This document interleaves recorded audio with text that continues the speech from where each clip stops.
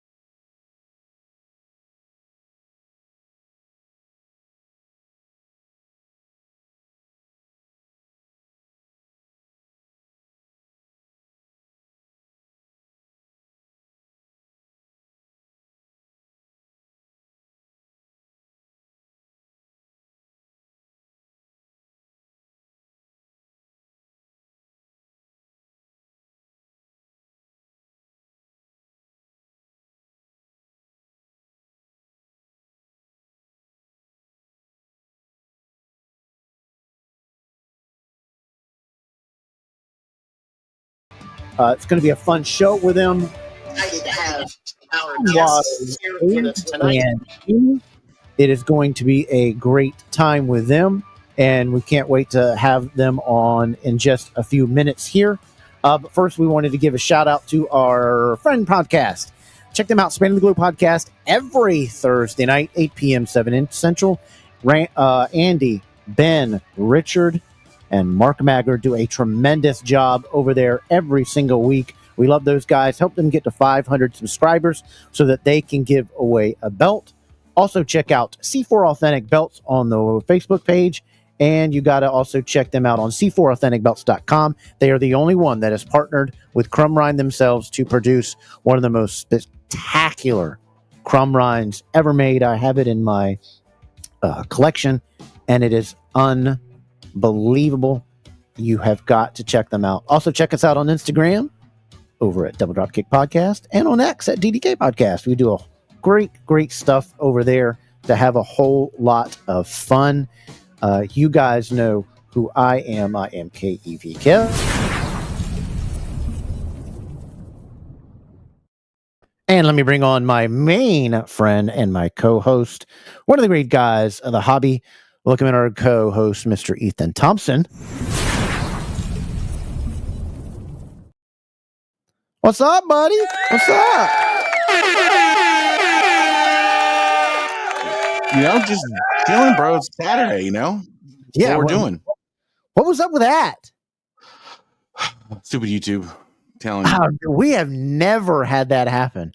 And I was like, comments are coming in a little slow. What's going on here? And then our producer goes, you're not live here. I'm like, well, I'm live somewhere because we're getting a couple comments like, Kev, what's up, dude? What's going on, man? Rock and roll here in Australia. So we're excited to have our guest. How are you doing, buddy?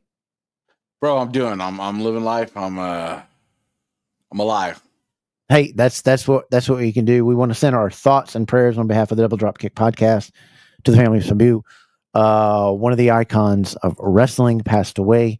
It's another reminder that our guys, our heroes, are people that gave us such entertainment, such putting their body on the line for not even the money that they get today. All the things that they did, we're losing them one by one. So if you get a chance to see them, thank them, send them a message, support them, whatever they do. Do it because, I'm getting to be ready to be 50 years old. And these icons that I look up to, wrestling wise, Flair, rock and roll, whatever, they're all getting old and they're not going to be here. So take your time to thank them, see them, get your pictures, but also tonight to say a prayer for him and his family. And from all of us here and Ethan, may the God of comfort be with them. And we'll see him again soon. And may he rest in peace. Everybody, please put that same thing in the chats tonight. The second half of our program, we have Chris and Nick coming over from BBB. But we want to get into tonight's program, and the comments are flying off the handle as usual with all the great comments. We will say hello to everybody as we bring these guests on because I don't want to have them waiting, any longer. We're already, 5 minutes behind on our time with them. So we'll go say hello to that. That's interesting that there's a couple people out there that irritates people that we go through and say hello to people on our comments and we talk to them whenever. That's the most bizarre thing I have ever heard. This show is for you, about the belt hobby.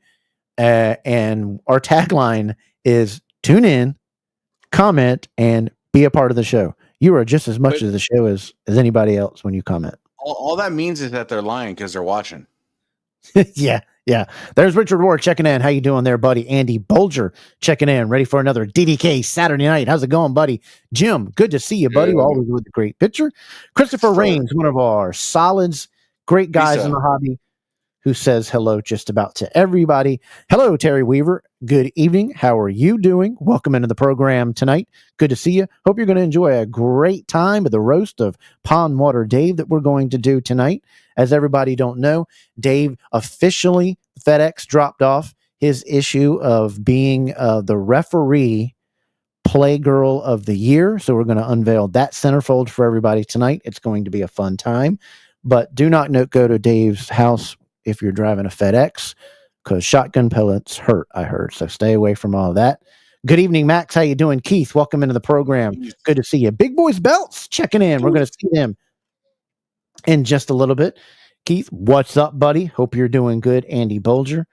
Richard Ward, I'm thinking he will. Good evening. Mark Maggard, what are you doing there, buddy? We're going to talk about Mark Maggard. He's got some leather openings in the program, too. This is Ethan Thompson. I don't know who he is, but I hear he is on the show. Welcome in there, buddy. Richard Ward, yes, it is. Yes, it is. Hold on, no music. Yeah, everything's screwed up at the beginning. We'll fix it all and get that out. Beeb says, okay, let's revisit the toilet paper topic because it was quite the trigger. Yeah. There was one individual that just hates on the hobby. He was like, man, this podcast was talking about toilet paper. Every week when we do Spanning the Globe promos, we throw out a joke skit to what their topic is going to be. And last 2 weeks ago, what was it? Do you like your toilet paper over the roll or under the roll? So this week's topic is pedicures for men. Do you get them or do you not get them? So check out Spanning the Globe and see what they check out. Manis and petties. Amy's checking in behind the scenes. I think she is going to bring on Iron Anderson. I hear he is there at the house, so she's going to bring him on and talk. And I'm going to tell him if he touches Ricky Morton anytime for the rest of his life that I'm not going to be a fan of his anymore. Anthony Myers, welcome in, raising the belt high. Good to see you, buddy. Hope everything is doing well. It's up now. That time is what matters. Glad to be here to watch. Thank you so much for that. We really appreciate that. Toilet paper is on your brain. Deuce Legends, check out his page. He is in the program and saying hello to everybody. Big Boys, Christopher, Stanley, I'm here. Darren, hooray, buddy. How you doing? Typing away in that picture there. Right. I can't and before we get with these guests, though, we got to make sure these guys do something for us. Yes. Tell them what they got to do. You know, take 1 second out of your busy night. We appreciate you guys being here, but, hit that like button. Hit that subscribe button, helps us out, man. Keeps the show rolling, keeps everything, all the juice flowing, and keeps everybody mad. What up, Max, Absolutely. My dog? You just time out on the show, scroll down where you see that thumbs up, click that thumbs up for us. That does the best thing. We're so very appreciative. We hit over 2,000 subscribers 2 weeks ago. Now we're over 2,500. We can't wait to do our belt giveaway. We keep growing, and it's all because of you. We thank you so very much that you take your time out to click, to watch, to view, to get it through your day, your work day. A lot of you over in, like I say, in UK, love us. I don't know why, because I'm an ugly American, but you guys love this program, and we thank you so very much that a lot of you watch it, say it gets through your work day. Thank you, because you make this show what it is, and it's so very fun for us to talk about wrestling, the belt hobby, sports world, a little bit of gaming, and everything else. Max is on the brain. We'll continue to say hello to our guests. Chris, how is everybody doing there? But we want to bring on our guests because we don't want to hold them on any longer. So let's get on over to there so that we can say hello to them. We're going to bring on these guys, have a great podcast. It's on Tuesday night, Talking Rasslin with an N, with Pondwater and Amy. They do a wonderful job. You got to check them out. We'll go over all those things today as we speak to them. We're going to have a perplexed amount of questions to talk about them. So let's welcome on the program the first lady of the Iron Anderson fan club, Amy, and Pondwater Dave.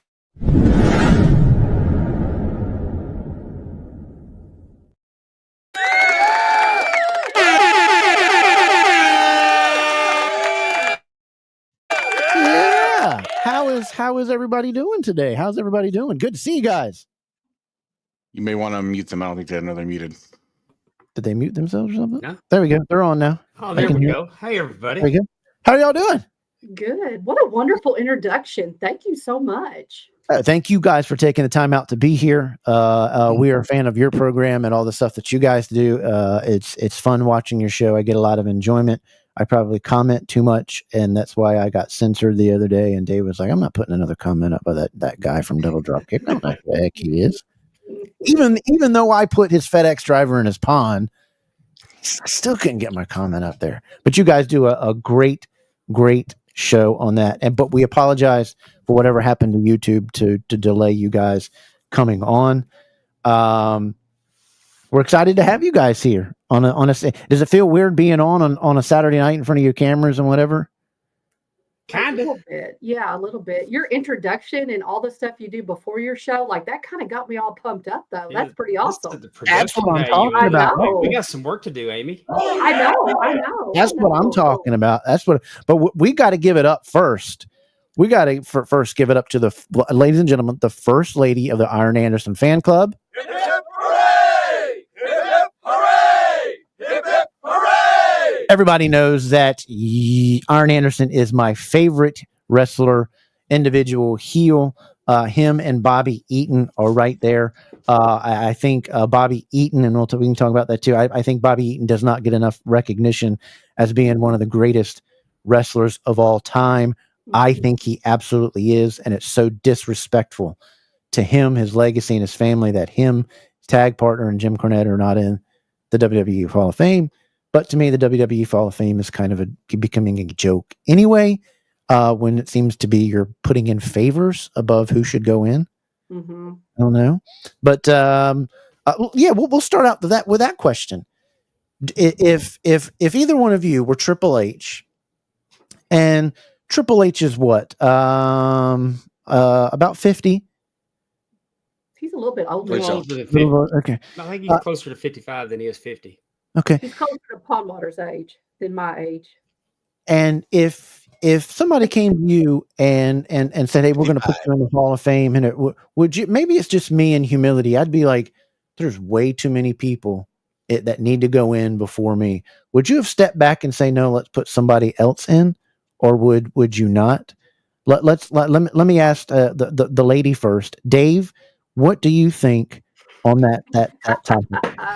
No, I absolutely go in, and I'm going to tell you why. Because I felt a couple years ago, 3 years ago, I went in the Southern Wrestling Hall of Fame, and Oh wow! and I didn't think I deserved it when it was offered, and I talked to a few people, and they said if they think you're deserving of it, then you accept that praise and go in, because it's not on me to gatekeep who's in and out. Right.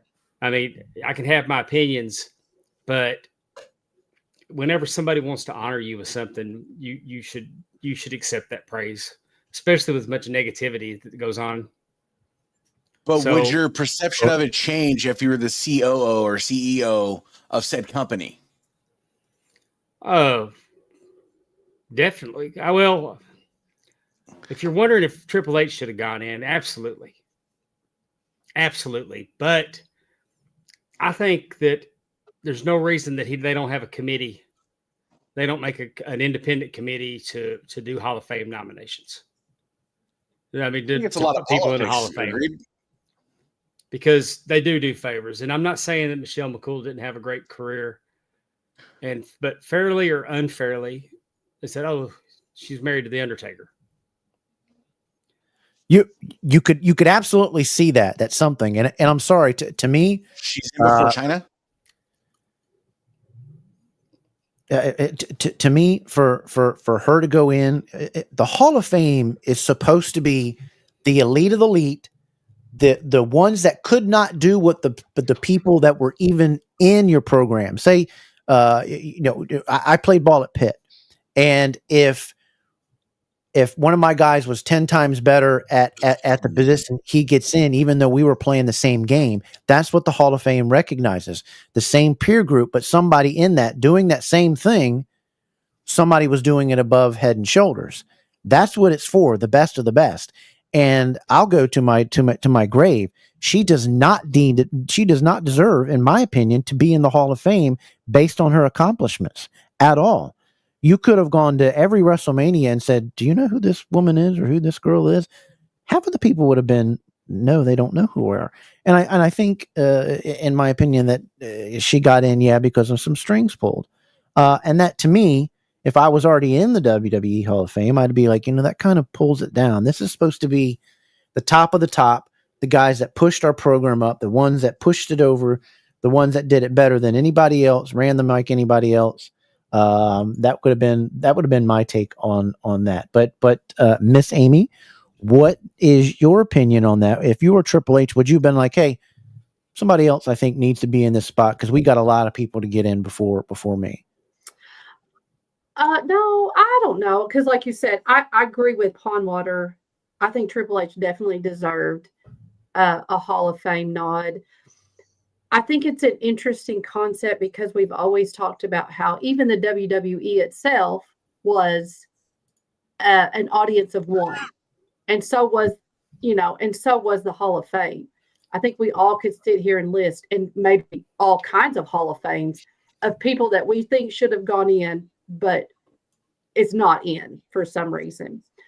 Um, I guess I need to know what the criteria is for Hall of Fame. I do understand what you're saying, Kevin, but they're also like legend deals. Like, so whoever goes into the Hall of Fame, a lot of times they end up doing a lot of philanthropy or a lot of PR for you.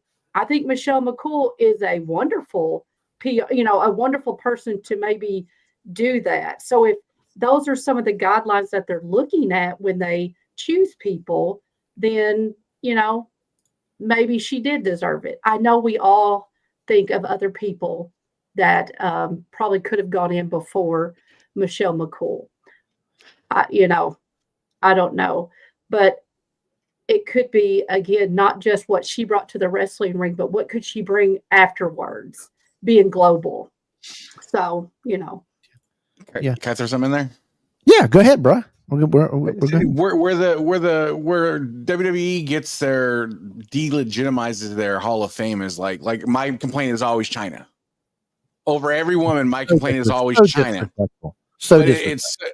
it's so much politics and optics because you can't tell a China story without telling the Triple H story, and that's where Stephanie McMahon comes in. Because is she going to really want to hear that? Because she was like, so that China's not going to get in. China's not going to get in until Stephanie or Triple H is gone, well, and that's where it delegitimizes the Hall for me. and you know what though, Ethan, that on the other flip, if you were China's family, would you want her to go in?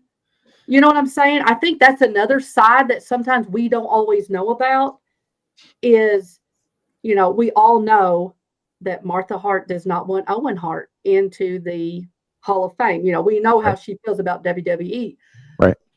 Unfortunately, China is passed. So that responsibility ends up falling on the family. And I don't really know if Joni, China was my sister, and I saw what all she had dealt with, from her point of view. I don't really know if I'd want her to go into that Hall of Fame. Right. So, but I do understand what you're saying. They want to say some bull about China was in pornos, and I don't want anybody to look up China, and that's the first thing that pops up. It's Like not if the you get first her. thing because I just did that. I just did that when Ethan mentioned it. Because my I've always had it in my mind that if a kid goes and researches this inductee and it's China, what's it going to be? And just on the splash page, there's no mention of it. You'd have to Well, really go. You'd have to do a deep dive to find that part of her career. So I say it's way past time now for her to go in. Yeah, the thing with me is, if you start to go down that slippery slope that somebody did this, then steroids was rampant. People had criminal records. People had this. Yeah, but if you're going to say somebody can't be in because of whatever they did, this, that, and the other, it's based on your and people need to understand that it's based on your accomplishments. This, like, I don't understand so much in the last 5 years the hate that Hulk Hogan is getting, and he may have been a bad person, he may not been a bad person behind the scenes. Nobody knows, but as Hulk Hogan, the character, he's an icon, a legend, one that built this sport and put it a lot on his back. And I think, to me, a lot of people are just upset that this guy was smart enough to take and put in his contract creative control. If you're smart enough to do that, then you can say whatever happens with you, whether somebody else gets mad or upset or this, that, and the other. But, if we're going to say, hey, you can't get based in because you did this after wrestling, or you did this, or you did that, it's a slippery slope. And I just think, China needs to be in. I think there's so many more people that need to be in. The Midnight Express need to be in. Ivan Koloff need to be in. The Russians need to be in. There's so many more people that need to be honored. And I just wish there was a way that they could do it to where it's not 4 at a time. And it just was, I guess maybe it rubbed me the wrong way. Even when they were introducing at WrestleMania the Hall of Fame introductions, the only one that came out with their music was Triple H, and I was like, They normally do that for the headliner of the Hall of Fame. they do. Yeah, Mhm. and I think a positive sign is that Lex Luger went in this year Amen. because under Vince wouldn't let somebody in a wheelchair go out there. I mean, it's just, but to let now, so the tide has turned. I think we're going to start seeing every year a little more of the people that we think are going to go in. I think it's just a matter of time on China. Yeah. I even saw a clip earlier today where they actually mentioned her. They mentioned her on a Raw. But who was it? AJ Styles and the Luke Hart. I mean, what did he call this faction with Gallows and Anderson? Whatever they called them, they were out there and they were going to three against two on DX. Mhm. Right. And then the music hit. The New Age Outlaws came out. And they brought Holland Nash with them, and he said he's naming everybody off. And he said, China's looking down. She's here with us in spirit. Oh crap! I forgot Billy. And now how many are we up to? I don't know math, but yeah, she's in as part of DX. Yeah. So they were mentioning her, and she already is. You're right. She's a one-time Hall of Famer that way. But so she's not taboo anymore in the WWE. But I do think that the family, that's a big part of it. I mean, I understand. I have no idea. I have no idea if her family wants her or not, but I don't think if she was my sister, I would want her in. I mean, I wouldn't see, I mean, getting inducted, but the company is run by him and them. I don't know. I don't know if I would. And I have no idea if that could be a holdup. I'm just saying. To me, she's in my top 3 women of all time. The barriers that she broke, the things that she did, the way that she wrestled, and doing the things that she did. It's just the same to see her on there. But I wanted to get your takes in there. I personally also didn't think that the tag team that was let in. I'm forgetting.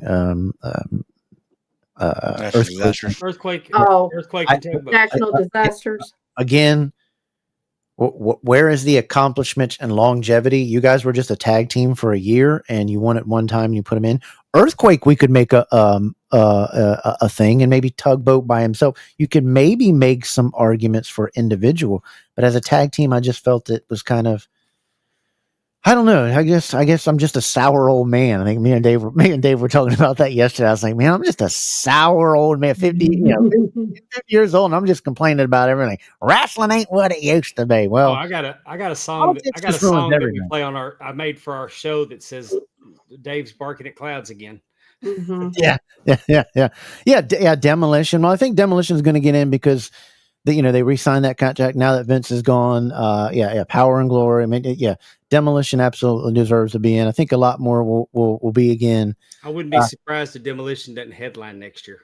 Yeah, and O'Keefe and Ringside, welcome in. Appreciate the program. Again, I get that you've won those things, but it was such a short career. It's very hard to remember her memorable matches. I just think we need a criteria for letting somebody in. Based on what that criteria is, and the Hall of Fame should be beyond. When we go 50 years from now, somebody can be able to be like Iron Man, like Harley Race, and this, and Bruno Sammartino. You can the Von Erichs and these and these. We can go with that. If nobody put her on the Hall of Fame, if you add another 10, 15 years, I mean, people might not know her name. And more power to her that she's in. Congratulations to her. And everything like that. It's just, I think politics ruins everything from life to everything that we do.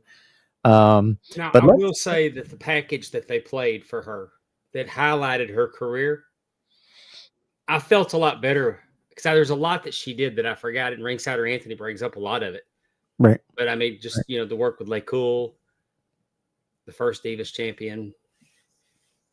Gotcha. I thought, seeing all that she did, because I think if you're around long enough, you're going to get in. There's not a whole lot. Well, if they want to pick a man, a woman, a tag team and a legend. I mean, I don't like that formula as much either. I don't either. I feel like it's forced in a sense of, like you said with the women, okay, you have 50 overall to pick from, and you have, 400 men. I mean, there's a good chance, like if we had one here, there's a good chance I'm getting in because if you're picking a man, a woman, and a tag team, well, Got that, Chris? my bar doesn't have to be as high because I'm like, I'm your only option. So I'm a damn good option, but no, I'm just saying. There you go. Oh yeah! Well, let's touch briefly on this. Yes. As a baseball guy, I absolutely believe, and hear me out. I absolutely believe the punishment that Pete got. As long as he got it, no, he bet on his team to win. Get over it after a while when you've got so many already in that Hall of Fame that did way too many more things than that. Now, my opinion on steroids, no, you took it and you cheated, you don't get in until the end of it. Steroids does not make you be able to hit the ball and see the ball and this, that, and the other, but it does skew all your stats from how far you hit it. I'm against steroids as a former player in a ball and broke my hip, whatever, and when you do that, and I think Dave, you played sports, Amy, me, you have, and whatever, somebody cheating, I can't stand it. I can't stand that. But it was so disrespectful. It hurt Pete Rose a whole lot. But it's funny. You didn't want him in the Hall of Fame, but you had no problem trotting him out there and all these millennial time you needed him. Yeah. If you're banned from mentioning, being at an event, being at a ballpark or anything that and the other. And it was just very, very hurtful from a guy that played the game like I strive to break my body. And I mean, I did. I broke my hip playing baseball, and it broke my eye socket and my hands. And I played with like I didn't care. That run mattered like my life did, and he played that way. And these sissies today don't have any idea what a Pete Rose guy is when they're putting on sliding mitts to go sliding into a bag. That they need their base being made twice as made so they don't hurt their foot. Rob Mandelford is killing Major League Baseball, and it's pathetic in its time. I know you guys, I think you guys touched on the Hall of Fame. If you want to take 5 seconds to say your thing about Pete Rose. Yeah, but you should have done it. It's too late now. You should have done it when he was alive. Now he's dead, and you're just trying to make yourself look good. You're trying to get yourself over at the expense of a dead man. Too little, too late. And that's too little, too late. Pete's better off not being in their Hall of Fame. It was bogus without him, and it's going to remain bogus because their intentions aren't good. They don't care. They're not honoring Pete. They're trying to make themselves look good. Yeah, it's just trying to save his legacy because he's under heat. He needs to be kicked out for some of the crap that he's allowing Major League Baseball to do, and this, that, and the other, and now trying to put in an automatic strike system and all these challenges. That's part of the game. Yeah. These kids today need to be taught, if it's close to the plate, what were you supposed to do when we were taught? When I was taught 8, 9 years old, if it's close and you got that count on you, you better choke up on that bat and put it somewhere instead of trying to put it over the top of the fence every single time. Baseball is our pastime. Leave it as our pastime. Physics, error, judgment of the umpires always in it. Now, do we need better umpires? My God, do we need some better umpires? Because some of these guys got some thin skin. But I wanted this comment right here. Absolutely, Andrew. Steroids does not help you. It actually hurts your eyesight, steroids. But steroids does not make you see the better, doesn't your swing, whatever. But it gives you that power. Now, that is it. Andrew, I 100% believe that Andrew's comment about Pete being in the Hall of Fame was that he deserved to be in the WWE Hall of Fame. but Bonds was a spectacular player and hitter well before that. Now he wouldn't. He certainly I don't think would have passed the all-time home run mark without steroids. But he was great without it, and he would have gotten into Hall of Fame without it. And it's a shame. Clemens, sorry, you juiced up. Shouldn't have done it. You don't deserve to be in as of this point. Just my opinion on that. But let's talk about talking wrestling. Let's do it.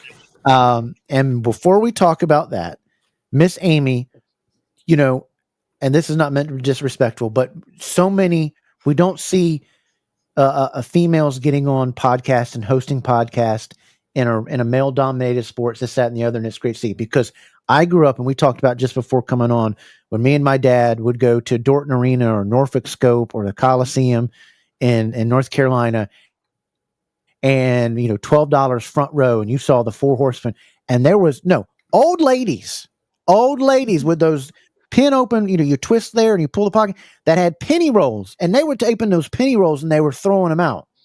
And we used to have that. So it's great.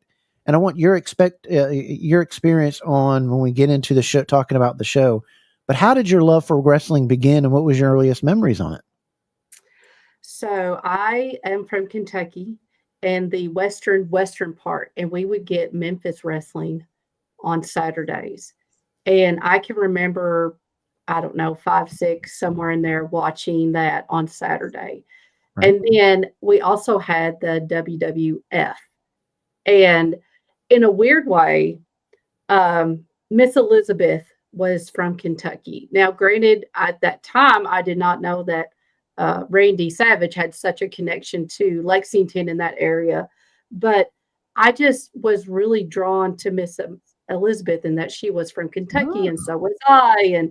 And then, I mean, Memphis wrestling is something in itself, and just the way the studio was set up and watching people coming in and out, like it was just fantastic. I'd never seen anything like that. And I don't know if it's, my dad liked basketball, but I mean, it wasn't like we had other sports going on all the time in the house. So, and of course, your dad, I have a sister who's 22 months younger, and I kind of, even now, she came to Dave's house with me to go watch a show in Vicksburg. So I still kind of drag her along the stuff. But, my dad would wrestle with us and that kind of stuff.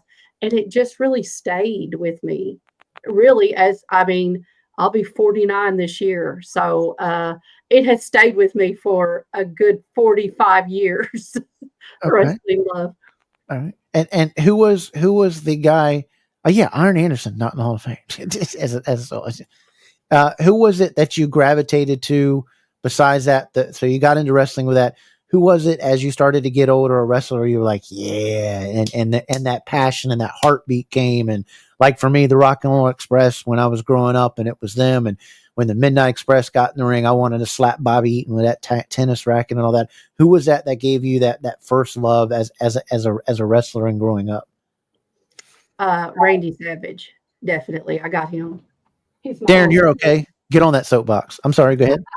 No, I was going to say my Randy Savage up here. My little Randy slim Savage. Oh yeah. Yes, 100%. He had it. He had it all. And I was a big Hulk Hogan fan too. I mean, I don't know many kids in that era that wasn't.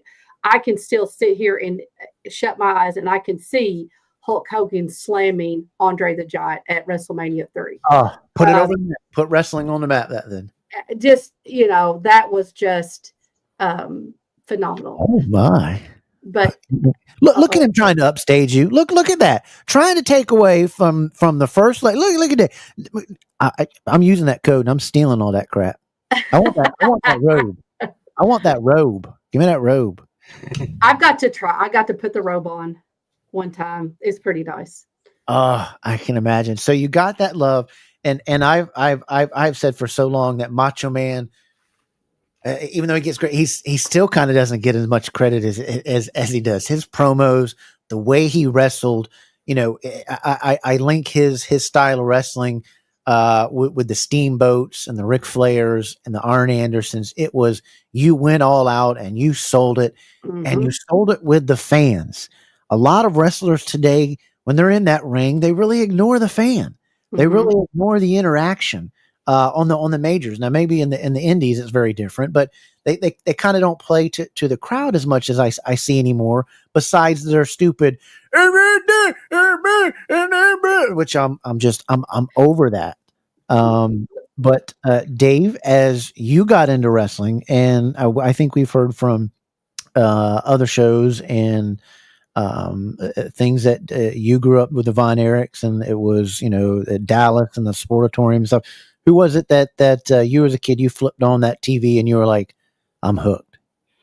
I didn't realize it at first, but it was Ric Flair. I got away from wrestling. My mom had me into it when I was about 5 years old. My first favorite wrestler was Ivan Putski. Oh, Ivan okay. Putski was the long hair, had the wild hair. He was doing acts of strength, ripping phone books, getting cinder blocks crushed on his chest with sledgehammers. He was doing all bending stuff and showing how strong he was. But he was so childlike that he would bring toys to the ring, and the Blackjacks would come out and break his toys, and he'd go absolutely berserk on them. Right. So I loved Ivan Putski. I kind of aged out when Saturday Night Live started because I liked comedy, and I started watching Saturday Night Live as a kid. But at 16 years old, my little brother was watching it, and I got home on Saturday night, and I was eating and kind of teasing him about it. Oh, you know that crap's fake, right? And my mom said, leave him alone. And Ric Flair was out. And he was in town the very next night to defend the title against Kerry Von Erich, 2 out of 3 falls at Reunion Arena. They were doing warm-up matches on Saturday Night Wrestling, and they drew names to see who they were going to warm up with. Well, Kerry drew Kevin. So they're in the ring, rolling around. Kevin put his hands up. Kerry drop kick his hands. They were just, and he's like, no, Von Erich, hit your brother in the mouth so he'll know what it's like to be. And Flair's got the long blonde hair, and I'm like a prissy sissy in the 80s. Like, who's this guy? And I was very disparaging. And he was under my skin with his, and he was wearing I think he's wearing a fur coat. And then he drew Brian Adias, who my brother explained to me was Kerry's best friend. And he used Brian Adias up in this training match. I mean, just really just taking liberties and enraging Kerry. So I tell my little brother, you clean my room, I'll take you to that tomorrow night, because I know I can't get out of the house on Sunday if my room's not clean. Spoiler alert, I had no intentions of taking him to the rest of the matches. So he cleans my room spotless. I mean, like Molly Maid came in and did it. And my mom said, you're taking him. So we go down there and we get tickets, and we're on the very top row of Reunion Arena. And by the end of the night, I had yelled my throat out. Amen. My throat was bleeding. I had yelled so much. I was such a fan. I didn't know who King Kong Bundy or Harley Race was. That's who wrestled her on the undercard. Right. David and Kevin versus Kabuki and the Dragon. But by the time Kerry Von Erich and Ric Flair were through, I was so enraged at Ric Flair, and Kerry got screwed. And then I'm back at Christmas for the rematch, and they slam the cage door on his head, and I'm enraged. Then the next time I go, it's Ric Flair's in town against Terry Gordy at the Sportatorium. I go. The next time I go, Ric Flair's in town against Kevin Von Erich at Fair Park Coliseum. I'm there. The common denominator for probably the first year of me going to matches, I'm showing up when Ric Flair's there. And when I went in the summer to see Kevin's rematch with Ric Flair, we got to the arena, and on the billboard it said Harley Race versus Kevin Von Erich, because Harley had won, and you didn't know. Yeah. You found out when you got to the arena. Well, no Twitter. Yeah. So, and I was disappointed that Rick wasn't there. Now, by the end of the night, I enjoyed Harley and Kevin, and David beat the living crap out of Race. But what I'm saying is 1983 is my favorite year of wrestling, bar none. Oh, okay. But it took me a while to realize that Ric Flair was the straw that stirred the drink. Yeah. David Von Erich was my absolute all-time favorite. People don't know that our generation of wrestling, how hard they worked. I mean, they did a show at noontime, and then at 8 p.m. they did another one, and they were 60-minute matches. They were workhorses, and it's appreciative, and everything that they did was built on the back of them. Amy, as you started to grow into things, and you have a fabulous collection behind you, how did the love of wrestling keep growing, and it start with, okay, I got to have this, I got to have that, and is your husband allowed to play without any of it? No, no one is allowed. And my children, I've already told them, if I die and I find out that they have opened any of these figures, I'm not going to be happy. I've already decided I'm going to have to give those away, because like you were talking about earlier, I understand as a female in the wrestling genre of a fandom, I am a unicorn. I married a man who does not like wrestling. So none of my children like wrestling. Dang, y'all get. Oh, there's a penny. Ah, dang, Amy, what you doing on my? We're throwing pennies out here. Even if I'm they can't telling you. even if your husband said, let's open it. Let's Oh, pretty please. come on, just let's play with it. Come on, man. No, He wouldn't nothing. You know, no. Matt Cardona says you're supposed to get those action figures, let them out and let them breathe. Gotta let 'em breathe. They were created to be played with. No, I like looking at them. I like looking at them. Hey, I'm also a big fan of FTR. So I've got my Tully. I got my Tully and Arn. They're my 1A, 1B. And then I have my FTR, Randy Savage. And then I have my females. I have Sherry Martel. I have China. I have Rhea Ripley. I have Miss Elizabeth. I really am not like, I'm one of the fans, like, I only get things of people that I really like. And there you go. it's a very small, and maybe that's because, like I said, financially that helps me. But, Yeah. so I have a smaller collection compared to, Dave, he's a huge fan, as you could tell, and his collection rivals any that I've ever seen. It continues to go on. Yeah, that's why FedEx hates him. They're tired of pulling up to his dang door. I saw them ruts where they park all the time. I was like, no wonder they throw crap at your house. Dang wrestling figure crap. What Yeah, that they won't never be here again. I'll tell you that. Yeah, Mhm. but my collection is the same. I may have 50 figures, but it's the Horsemen's, the WWF guys that I grew up with, the NWA guys, and those type of things, and Cornettes and Mhm. things. That's what my limited connection is. So of the figures that you got, the house is burning down. Oh my goodness! And this not to be traumatic. It's just an analogy, people. House is burning down, and we know you're going to grab the cats and the dog, and probably one of Pondwater Dave's purse that he left over there and run out with it.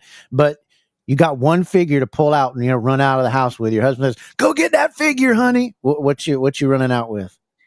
You can't really see it. It's up top. It's an autograph of all the Four Horsemen action figures. Oh, in the box? Yes, it's Ric Flair, Barry Windham, Tully, and Arn. I have those figures. I opened it, and I put them, and I got the shirts that has the V and the 4 on it with the horse running on them. Oh yeah. And I put them all on it, and that's what up there. And then the other thing with the 4 horsemen that I love that you can't see behind is I got. Well, I'm gonna show it anyway. You know what? The First Lady of Arn Anderson fan club deserves a seat. Sorry, I'm in my underwear. It's thong underwear. You'll have to use it. Oh, my thong underwear. Sorry if everybody saw it. It's just, it's one of them things you get used to. But I had. I don't think Ethan says no. You don't get used to it. But I'm just letting you know. Well, he uses a duvet on his toilet, so I don't even talk about him with that mess. You got to be classy. If you're going to be you got to be classy. Use a bidet. I got one of my favorite magazines of all time. I used to pick out magazines based on the belt pictures. Yes. Mhm. So I got the picture blown up, and then I had the 4 horsemen sign it, all of them, with the best. I think the best version was with Barry Windham. Because again, a guy that doesn't get enough great recognition for how great of a wrestler he is, but people don't understand how hard it is to get all these guys' signatures at one time and on these things, and now what it's costing to get these signatures. And I'm telling you, I said, people, if you can get it, you can get it. Can you see the back of that magazine and what you have it in? It's not the magazine. I had the magazine blown up. The picture in front of it.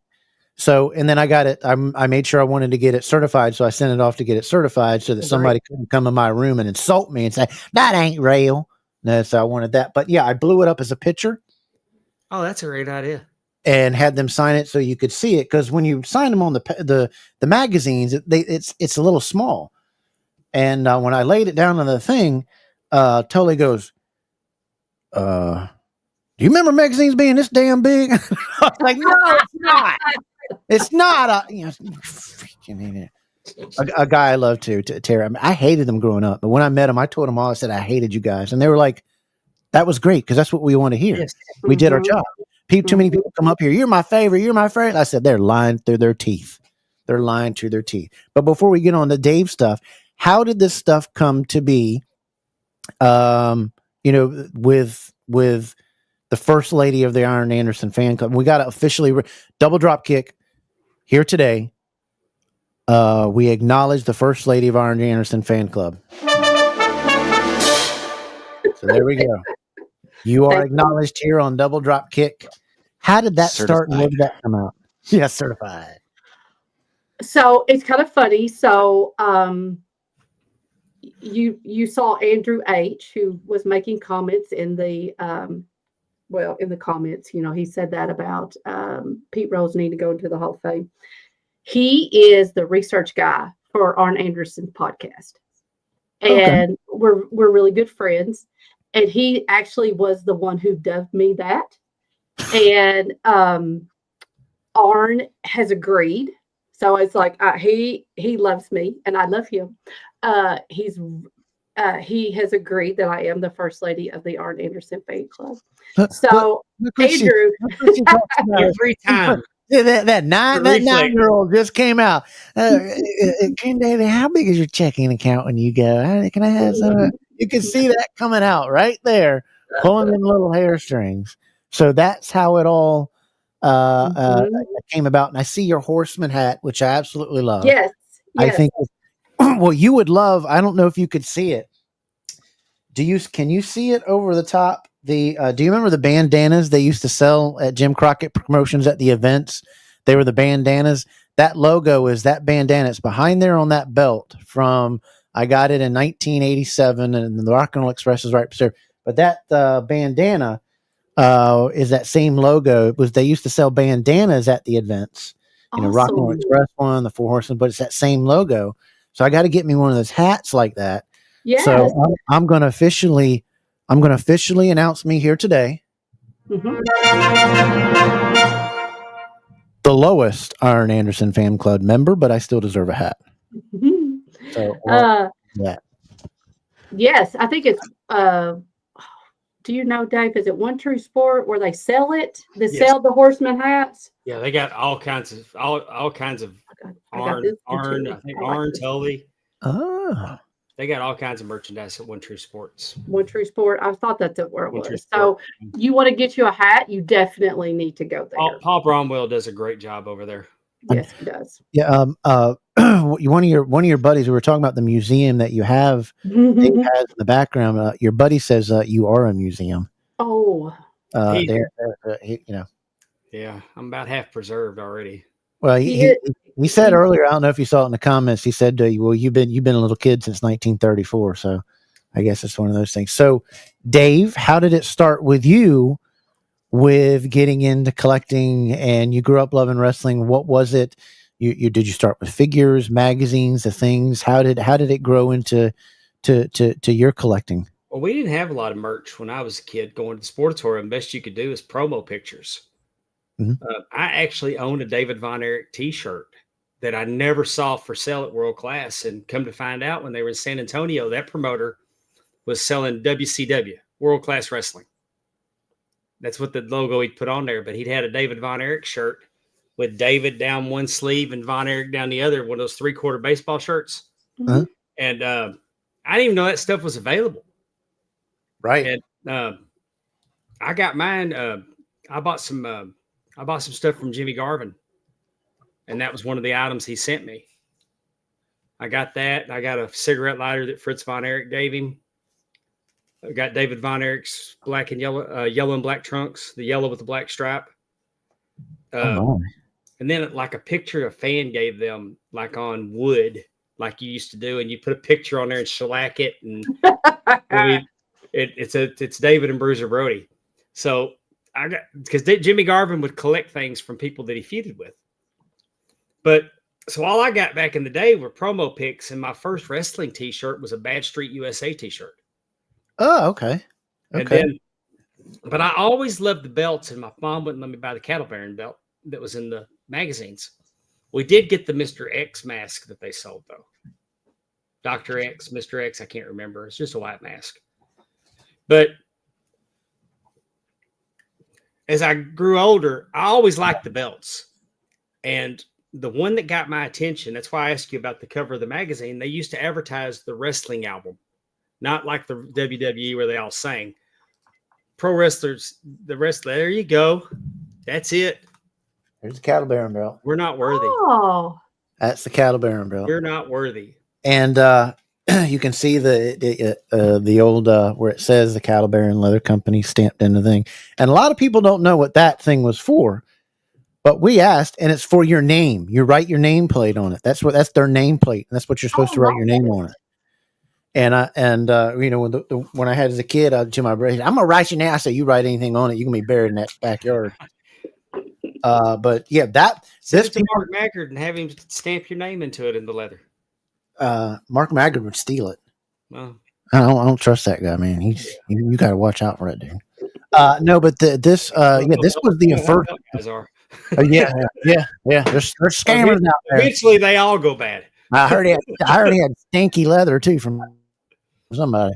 No, Mark's a great guy. He's one of the best lacers of leather. Yeah, he's absolutely fantastic. Good friend.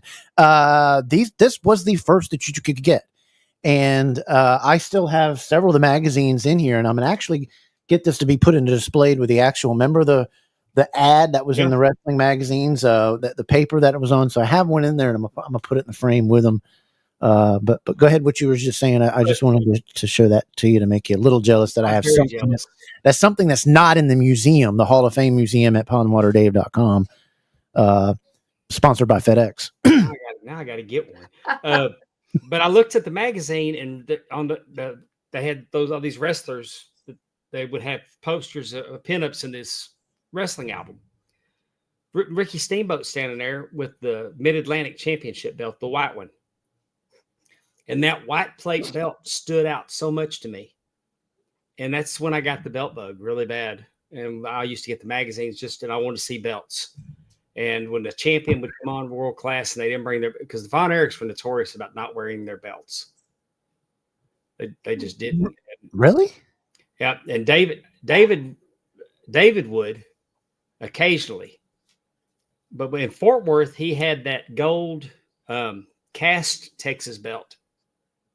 In Dallas, he just used one of the world-class good. They used it for everything. The tags, the American title, the Texas title, they use the same belt in Dallas for some reason. I never understood why the Texas belt in Fort Worth was different than the Texas belt in Dallas, but I noticed that because I was a belt fan. So fast forward all these years, Figs Inc. advertises that they have the NWA world title. And I ordered it, and man, you couldn't tell me nothing. I had it over my shoulder. I'm strutting. He put his tidy whities on there and ropes around his bed, and he was. I put my 3-piece suit on, and I'm cutting Flair promos, and I mean this was WrestleMania 17. So what is that? 2000 and you're around 2000.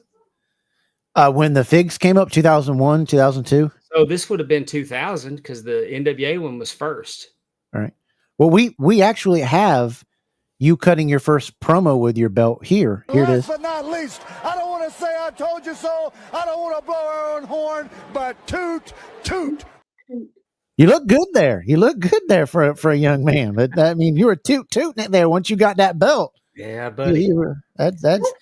Then I got when the WWE decided to get in the game, I got the Oval IC, and I got the Big Eagle. And that was the week I got them. We were leaving to go to WrestleMania 17 at the Astrodome. Me and my brother were walking around with those belts, and nobody had them. WWE actually had them at Access coming soon, and I had mine. So, and I was happy with it. The Figs Inc. belt made me happy that I finally got a wrestling belt. Then I paid $10 to get my picture taken with the ring used belt. Ring used Big Eagle. You woke up then, didn't you? Then they handed it to me, and I'm like, oh, how does The Rock? This is heavy. How does he stand up with one arm and just? And I realized that with my toy belts and their real belt, one of these things is not like the other. Then through the wrestling boards, there was a old collector, Stephen Vollier. His name was Belt Stud. Is he related to you? Yeah, he does have that thumpable eraser type. Well, yeah, you down on the mat and you do a mess, some moved wrong to me, boy. I'm doing one of them, them brotherly or family flips, the dad flips that get you on the head that you'd hear clear across the house when somebody was doing something wrong. Yeah, I'd get one. Yeah. You're right. I'd get one of them pencil erasers, but great attention to detail, Darren. We see you're doing the research right there in that picture. Keep up the attention to detail. And Darren, which one is it? Because you did not pluralize nipples, so I'm assuming you only think one of them is great. Yeah, right or left.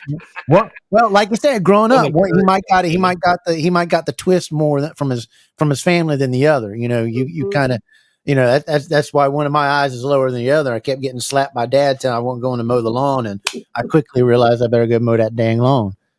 And Nat says the 1999 The Figures Inc. Big Gold debuted. Is what he said. There's Colin from C4 all the way down on Australia. Hello, team. Good for you, Dave and Amy, legends. You are a legend, my friend, for taking the hobby to a new level with the creation of the C4 Ortiz Crumrine Big Gold. The name expanded now. It's not C4 with their partnership, and there's some great things coming with them. I'm so impressed with what those boys are doing with the Big Gold, and I've held the real one a lot. I mean, I know you didn't probably watch it because you're Super Dave, and we're not worthy of the stature of you being on the program and watching. But if you'll go back to the show when I open that belt, it's just instantaneous, even on camera, the way it was picking up because of how it's plated and the sterling silver on top. I saw you unbox it, and I have. This is going to sound bad. I have many Reggies, and I was spoiled by Reggie's getting him in the early 2000s. Then I tried Figs to save some money, and when it came, I threw it right in the dumpster because I was so mad at it because it was stiff as a cardboard, and it looked like it was done on a printing press from the 1940s. But when I opened that belt, and people ask me today if I'm running out of my house with whatever, and there's my original 2001 Reggie Parks Winged Eagle WWF, I'm grabbing the C4. It is that amazing, and I can't believe what they've accomplished, and it should be saluted. And Pondwater, to get one, all he's got to do is sign one of them. All that $1 million merchandise, all he's got to do is probably send one of those out, or maybe, hey, your buddy Darren, if you got a good Iron Anderson picture showing them nipples sticking out, he might buy that from you, and then you got the C4 paid for right there. There you go. That made maybe the way to go. But yeah, they did a spectacular job, and Conrad was so gracious to the space he provided him, the help with the platform, the video that they did. And I'll never forget when Conrad opened up the first time and his first words out of his mouth was, geez, you nailed that. And yeah, then he's very impressed with it. And then he found out the Ortiz family was involved with it. And now they got the partnership with Crumrine. It took that guy so long. He doesn't refer to the C4 like his opinion of all the Big Gold replicas. He calls them, they're all cute little tribute belts. Well, I'm sure that all your listeners know that Conrad Thompson owns the original Big Gold. Yeah. And if they don't, please click off this channel. We don't want you to. We don't like. No, I'm just kidding. So he always says that all the Big Golds are just cute little tribute belts. But he told us in our group chat that that C4 nailed it. It's the best replica he's ever seen. And it put so many years into that. And we'll soon be having another announcement with him on in 2 weeks, another big announcement with him. And I'm glad that they're coming back on. And he's been on the show and he's been a good friend for many years. And he is, I can't say enough about Colin. He's a humble, kind guy. And if you want a belt, and I know it's pricey and it's expensive, but you got to look at what's on it, who's making it, how they're making it, the time it took into making it, and but you can make payments. And I tell everybody, to get that. And it's a spectacular belt. I've never seen anything pop the way that belt pops, how it was made, and the true carving. And I never really understood silver smithing. You had belt buckles or whatever. And, I used to wear crown belt buckles. Yeah. I have one here because Urban Cowboy changed my life. I was jeans and boots. I've been yeah. I dress Western when we go anywhere. I mean, that's how I dress. Oh my! And it's been that way since Urban Cowboy came out. I bet all the ladies are. Wrangler butts drive women nuts. Can I get an amen, Amy? Oh, you got one from the crowd there. You got one from the crowd. Yeah.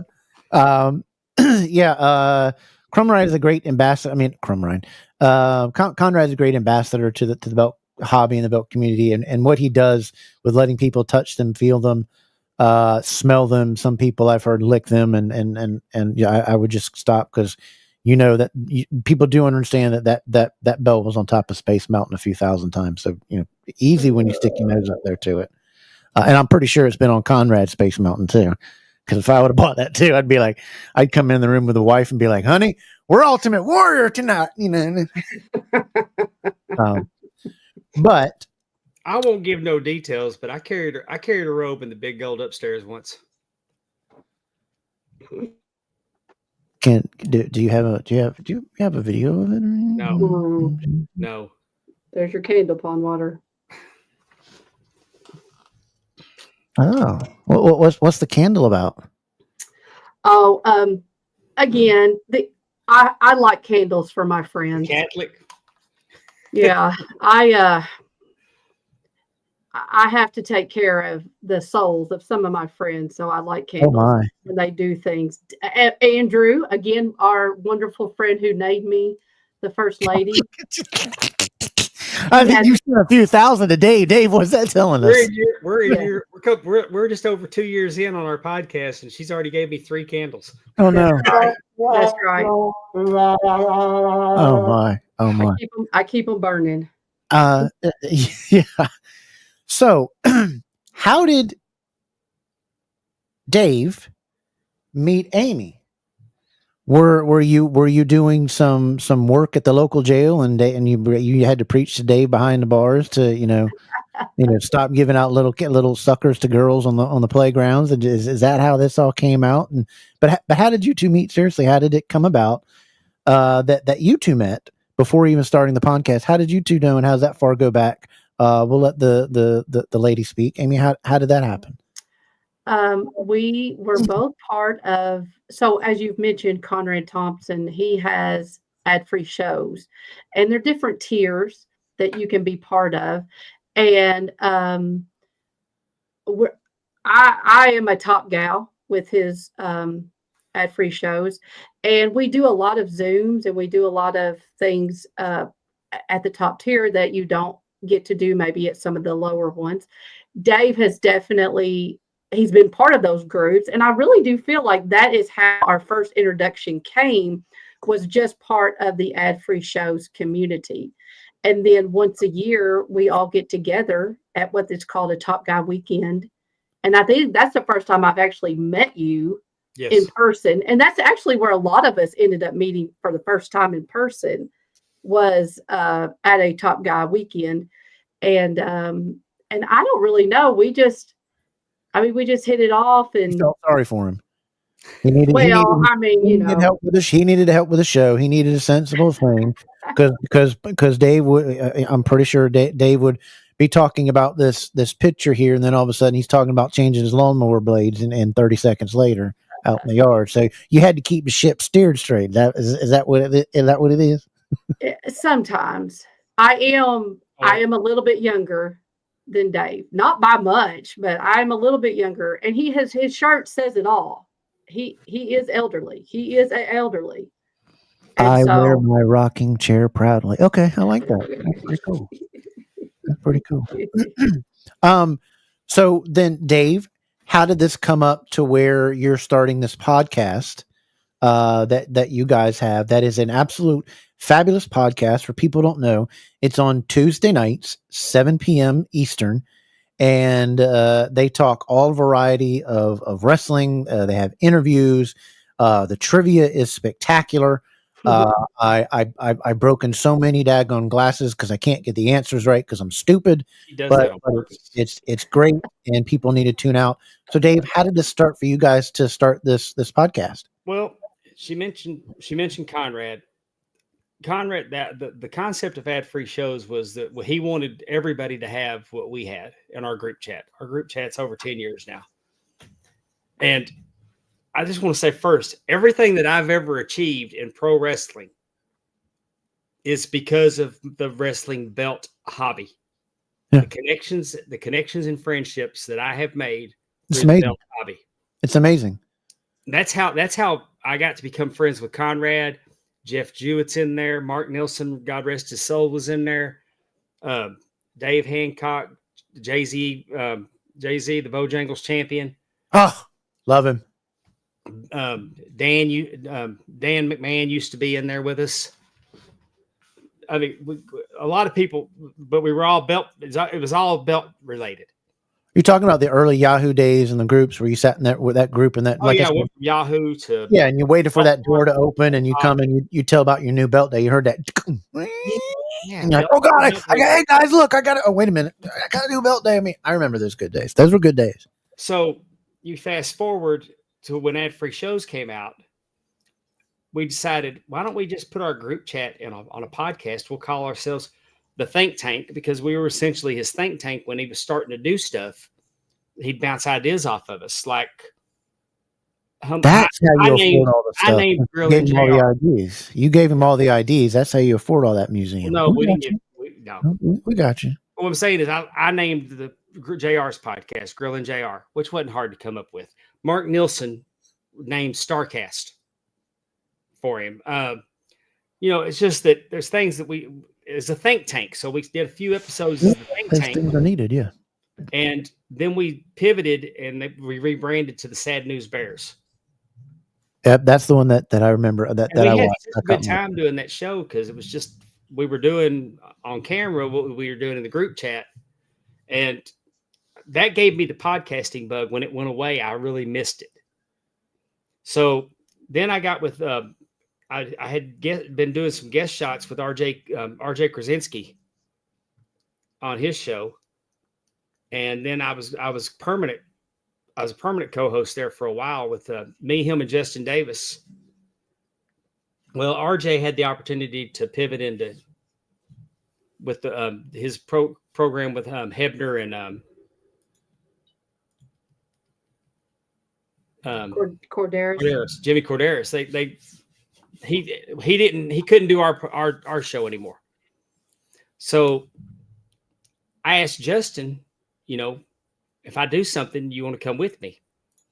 But I wanted to get a woman on there. Because you're right.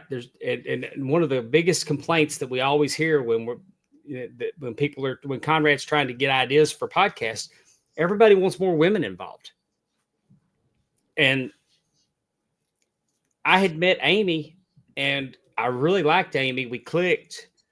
I felt like Amy was a lot like me in our wrestling tastes. But the one thing I always noticed whenever we did Zooms and stuff is Amy asks very good questions. Yep.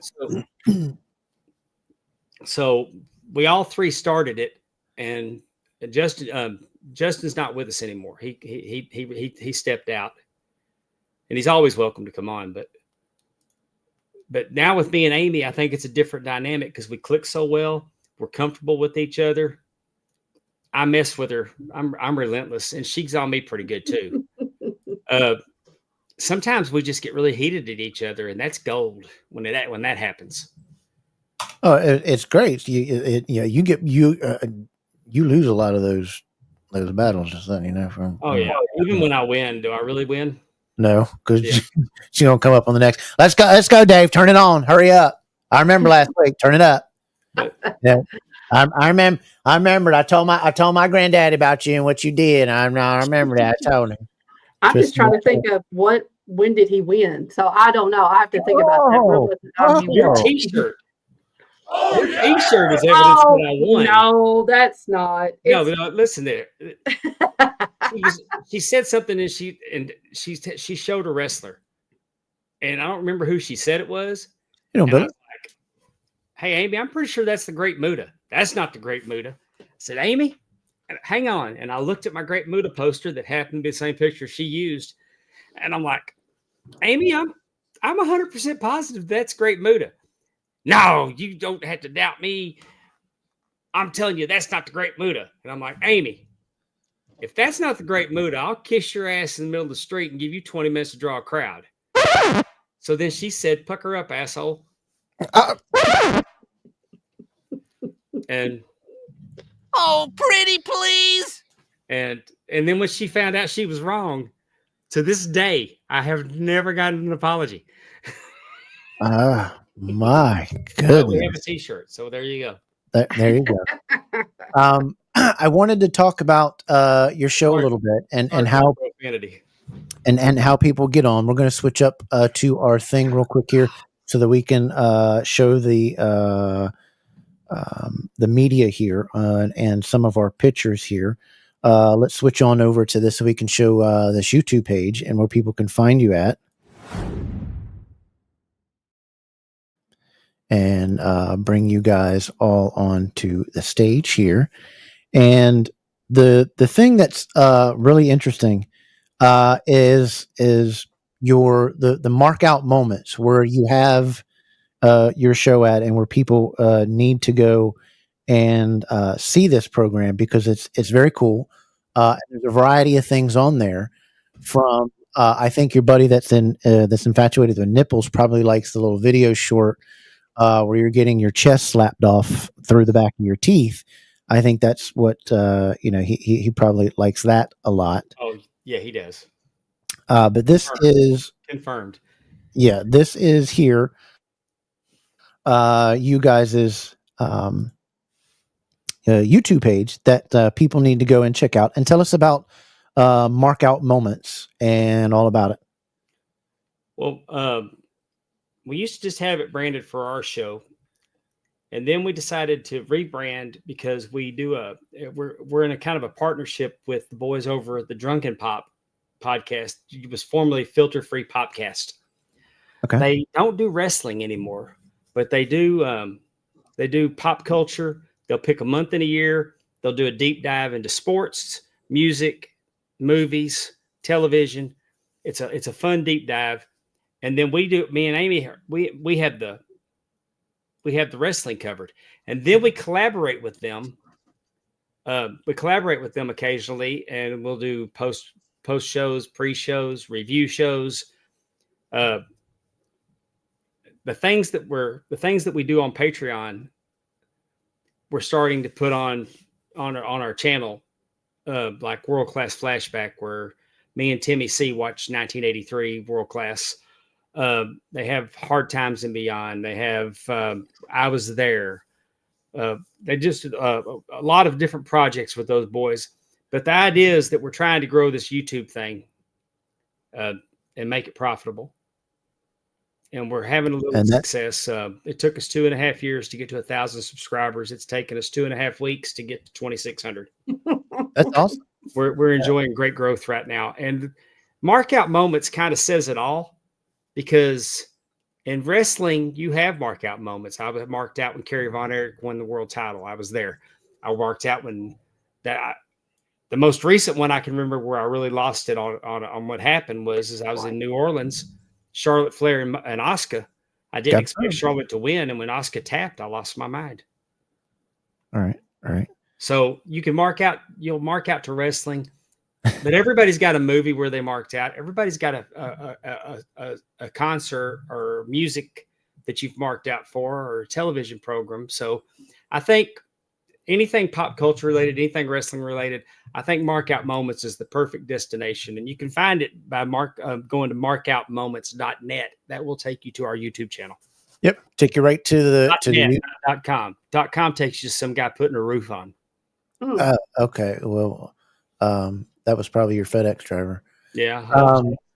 The other thing that we wanted to share with folks is where they can get your merchandise for the show that is also very cool. I wanted to show everybody where they can go and get your merchandise if they like your show. And I understand that the FedEx guy is not one of your favorite guys, so he will not be getting one of your T-shirts.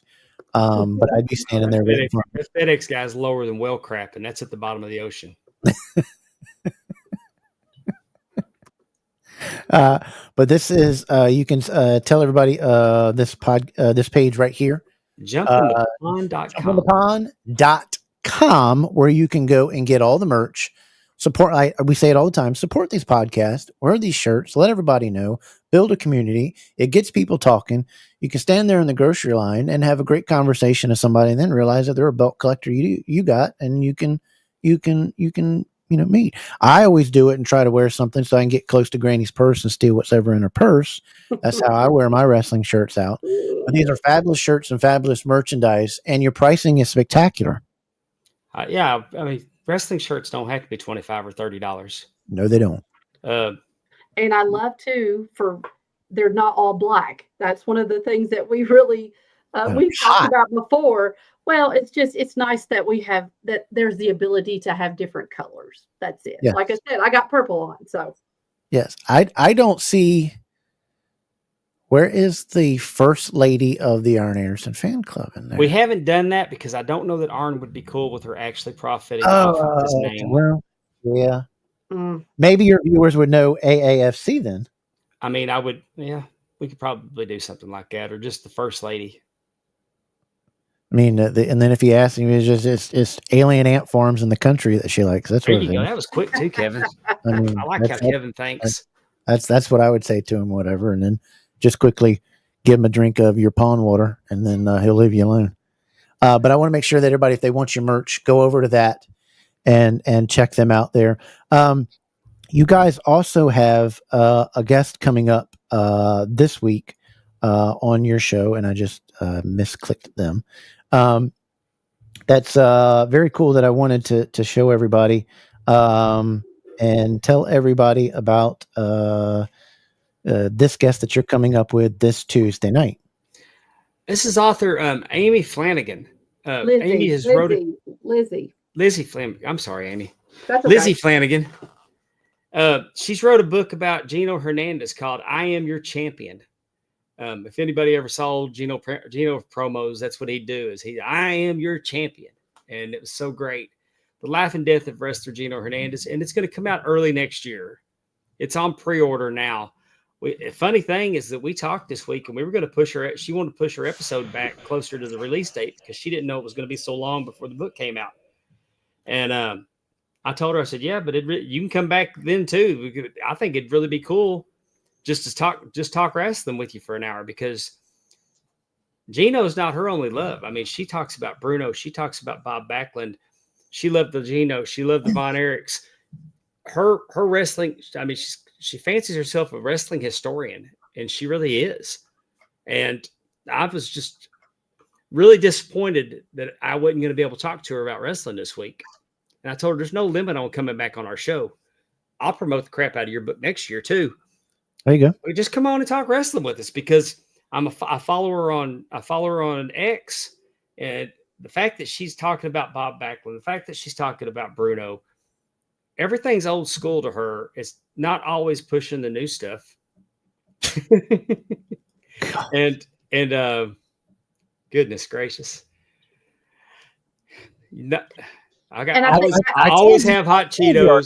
I told you our chat was wild, and the back and forth and the fight between Keith and his buddy and Stone Cold. Our chat, and they've been very nice to y'all tonight. They've not asked any toilet paper questions, but the DDK belt bar is open, and but I don't know how many sales that we've done over there for those guys. I mean, the belt bar is open, and they need to get them drinks up there and get them before they get on. But go ahead with what you were saying. I didn't mean to. Also, toilet paper needs to be put on the back like a mullet. On the back. What? So you mean it comes over the top, right? Over the top. Yeah. Like a yeah, mullet. because if you do it underneath and you're doing your business and reading something and you go to snatch it, that whole rolls like a cat, just goes everywhere, and you're like, oh man. Oh man, Ethan. I mean, Ethan. Stone Before Cold Steve, what you got? I sold Stone Cold Steve a belt. Yes, he did. He sent me that belt. It looked like it looks like it weighs 35 It's pounds. heavy. It was heavy. Yeah. What belt was it? It was a silver.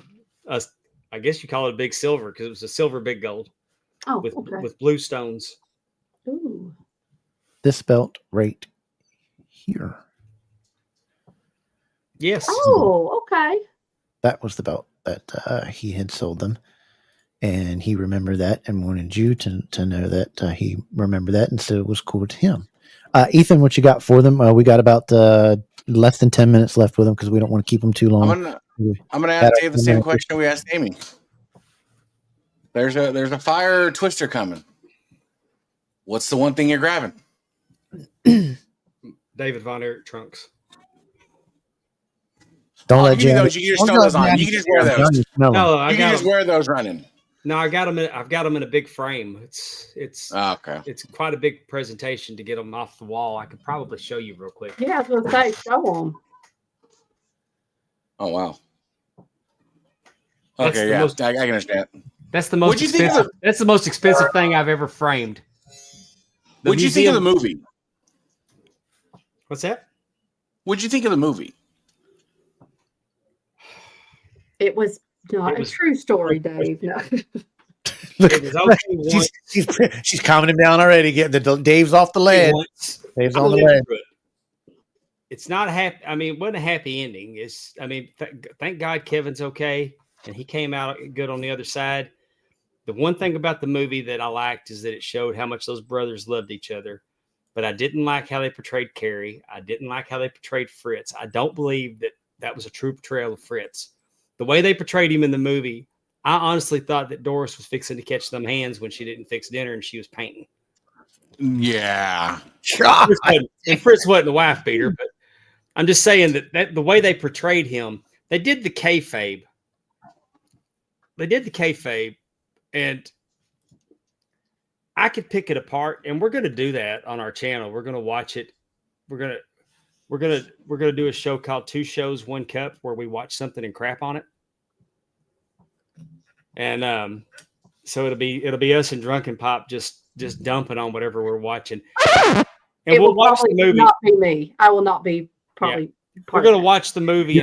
You're giving a lot of people flashbacks from 2002 to 2003 right now. That is not very fun when somebody sent you that. This is a hilarious video, and all of a sudden you're in trouble, and your wife. We tried to name the channel that, and nobody got the joke, so we quickly got out of that. I wanted to start a podcast called lemonparty.org. But nobody wanted to go with it. Amy, you need to send Ethan a candle and Dave a candle. I don't. It was just a fun play on words, but we're gonna. Yeah. But did you see the Hollywood Demons episode of The Real Iron Claw? The Hollywood Demons. I'm glad that Kevin's talking about it now. I think the movie has caused it's shined a spotlight on Kevin. It's gave Kevin a bolt. I mean, Kevin's back in America now. They've got a ranch in Texas. It's a nice wedding venue. He's hosting wrestling there. RCW's running shows on his ranch. I think Kevin's enjoying being part of wrestling again. And he's been forced to talk about this issue. I think it's helped him. I think that's helpful. And his daughters came out and said that my daddy wasn't this way. Because Carrie, anybody that tells you that Carrie was a sweetheart, go try to watch Carrie be a heel in Florida and see how bad it don't work. Because Carrie was such a good guy. Probably as bad as Cena's heel turn. Worse. Oh no, there's nothing believable about Carrie trying to cut a heel promo. There's a poll in the chat right now, everybody, that we started at the end. It's heel run. If you liked it or not liked it, please chime in on that. Click on that whether you've liked it. We'll reveal the poll votes at the poll results at the end of the program. But as you were talking about there, for me, a guy, I don't want to sit down and talk with somebody one-on-one with me. For me, a guy, if there's something that I'm keeping internally, like my parents' death or my brother's death or something like that I've dealt with, just general stories and general chats with a bunch of people around or on a podcast opens things up and it makes you feel better more than sitting in there and somebody doing one of these numbers on you. And I'm like, going to agree and disagree. "Booger up my nose, what are you writing down?" I mean, But Ethan, I did enjoy the movie, but I probably will never watch it again, other than what I just said to make fun Wow. of it. But that's for content. Once was enough for me. It wasn't one like I got to watch it every time it comes on. I thought the casting, the characters, they look good except for Flair. Flair looked terrible. Yes, Flair was horrible. For me, being on the West Coast, being my age, Indies wasn't a thing for us. It was WWE or WCW. That's all we had. So when I was a kid, I was the Ultimate Warrior fan, but I love Texas Tornado. That was my introduction to Kerry. I never would have guessed in a million years he didn't have a foot. I didn't know these things, and then so watching these movies and watching these shows kind of gives me like a better perspective, because even with the Indies, I don't know if you watched the show Heels. I've seen a couple episodes of it. It wasn't something that I went through. It's just something like, okay, you can see how that's kind of like an indie style thing now, because then you got to go back and watch everything as I'm older. It's different, but yeah, it's block Darren Staley now. Yes. I will not have him disparage the good name of Tracy Lawrence, and Texas Tornado is my favorite song that Tracy Lawrence does. Tracy Lawrence with that hat, and then had them blonde curls coming out. Fernandino, CMT. This generation has no clue about how great things. You don't realize how many great songs Tracy Lawrence has until you ask Siri to play the essential Tracy Lawrence on Apple Music, and then how many good songs he has. Is it called a mid? Well, we're almost all the same. Dave, I know you're 93 and you've already gone through it, but I think I'm understanding what people are calling the midlife crisis, or maybe it's so much medication from being sick. But for me, I am constantly, we've moved back to take care of our family farm and take over the family farm. And then my mom has the house and then the other stuff. And then when she passed away, and then now I don't have my parents and my brothers, but I'm constantly walking through the house or the farm or doing something, or even not around here. I'm always like, it's not like buying it. I have the thing of, I want to go back. Please take me back to the 80s, or give me 88 to 90, 95. Give me 92. Do you guys, is that a midlife? I mean, I'm constant with it. Like, I hate today's world. So many people are angry. I got messages of like, why are you having that podcast on your show? I thought you were a belt hobby show. And I said, well, it's probably because you're uneducated, stupid. Please unsub. And people are just so hateful, ignorant, and stupid. And it's the thing to where I walk around. I'm like, I don't know if it's constantly. I want to go back. I want to. I don't think it's midlife crisis. I don't want the internet. I don't want internet. I don't want YouTube. I don't want. I want we still have our house phone. It's on the wall. Mm-hmm. Don't call my cell phone. I don't know where the heck that thing is. I forget with my condition. I forget I'm taking a doo-doo on the toilet. You think I know where my cell phone's at? Call me on that wall phone, because I can find that when it rings. But do you guys have that sense? You go up in the are you constantly and guys in the chat, check it. It's like I want to go back so badly, because it's just everywhere you look, it's hate. The news isn't news anymore. Nothing is like what it used to be. You don't find out what's going on the mid-vacation. It's all one side political, and everything's politicized. And even for me, and this is the question that I'm leading into, wrestling, I can't stand it. And it makes me angry. I'm like, is this what my childhood dream turned into? Is these guys doing something, and he does a spin, and because the guy's 10 seconds late for getting up, he's still there. That's what you said earlier, that there's no interaction with the fans anymore, because they're trying to remember what they're supposed to do next. Yes. And why as somebody with, I've got CTE, and that's what my condition is, and you probably too don't know, but that's what my issue is. I do not understand why we have taught this forearm to be slapped into the side of the head, and it does take and those little blows owed over time.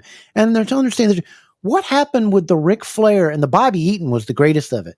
You grab the top of the head, and that's where you struck. Why are we now with this? So my question is, in karate class, they teach you that's supposed to be, it won't break your hand. That's supposed to be the knockout. That's the only thing I remember about my karate class. But but that's my question is but that's where they're getting it. They're trying to do these. Do the chop on there, but they're doing it on the blow of the head, but it's so stupid looking, and you can't slow that down enough because so you are connecting a little bit, and those little teeny tiny blows adds up. But I'd rather see that top where you're getting there and you're right on, and you're hearing it. You remember Bobby Eaton's slap that you could hear clear across the way, and he was holding here, and he slapped the mess out of those. Where's that at? But my question to you, and I'll start with you, Amy, is what is your view of what wrestling was then to today? And do you like today's wrestling for that? And I'll give you a minute on that because we got less than 5 minutes and I don't want to keep you guys, too much on your commitment on here. Well, I think one of the things that Ethan said earlier is just he kind of had to go back and watch things because he was WWE, WCW, and I very much was the same way. Like I had no idea Rick Martel was not. He didn't just show up as the model or Strike Force, like that. He had a whole career. He was the AWA heavyweight champion, and same thing with Macho Man, Texas Tornado, all these things.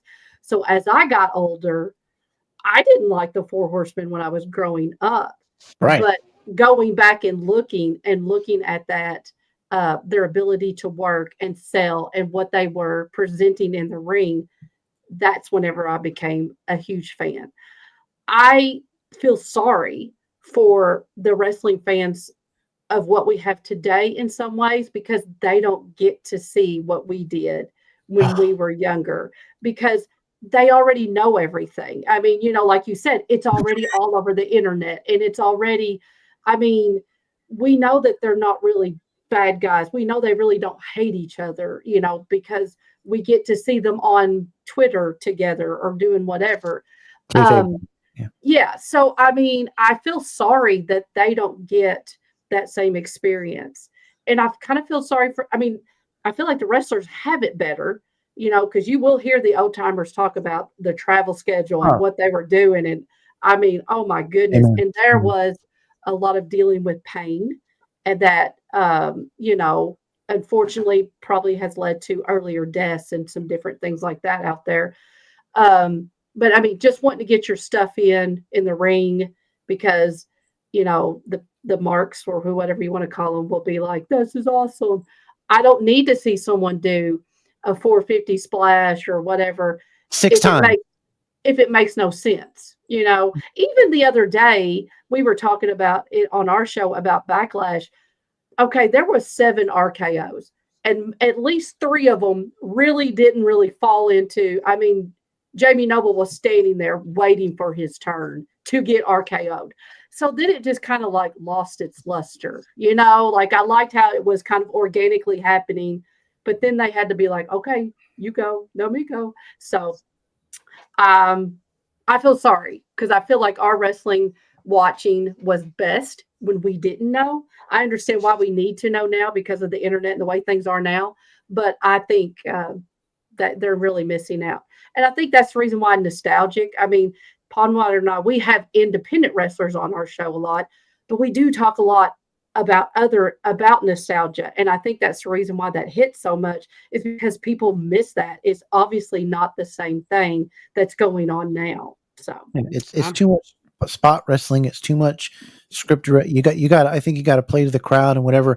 And there's going to be some point where live on air, one of these stupid 350 spins, whatever they call them, somebody is going to die in the ring again. It's going to happen. It's going to happen live. Mm-hmm. And I think it's the only way that's going to change some of the stuff that's happening. Did you guys watch Bugs Bunny? Did y'all watch Bugs Bunny as kids? Mm-hmm. Of course. Do you remember the cartoon where Bugs Bunny and Daffy Duck were on stage and Bugs would do something and the crowd went crazy for it? And then Daffy would do something and it was crickets. Yep. And then Bugs would do a little something and the crowd liked it. But Daffy was working real hard trying to get a pop. Mm-hmm.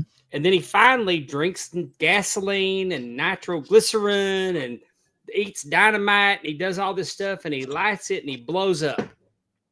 And then he's floating up to heaven. And Bugs says, Daffy, they love it. But what are you going to do for an encore?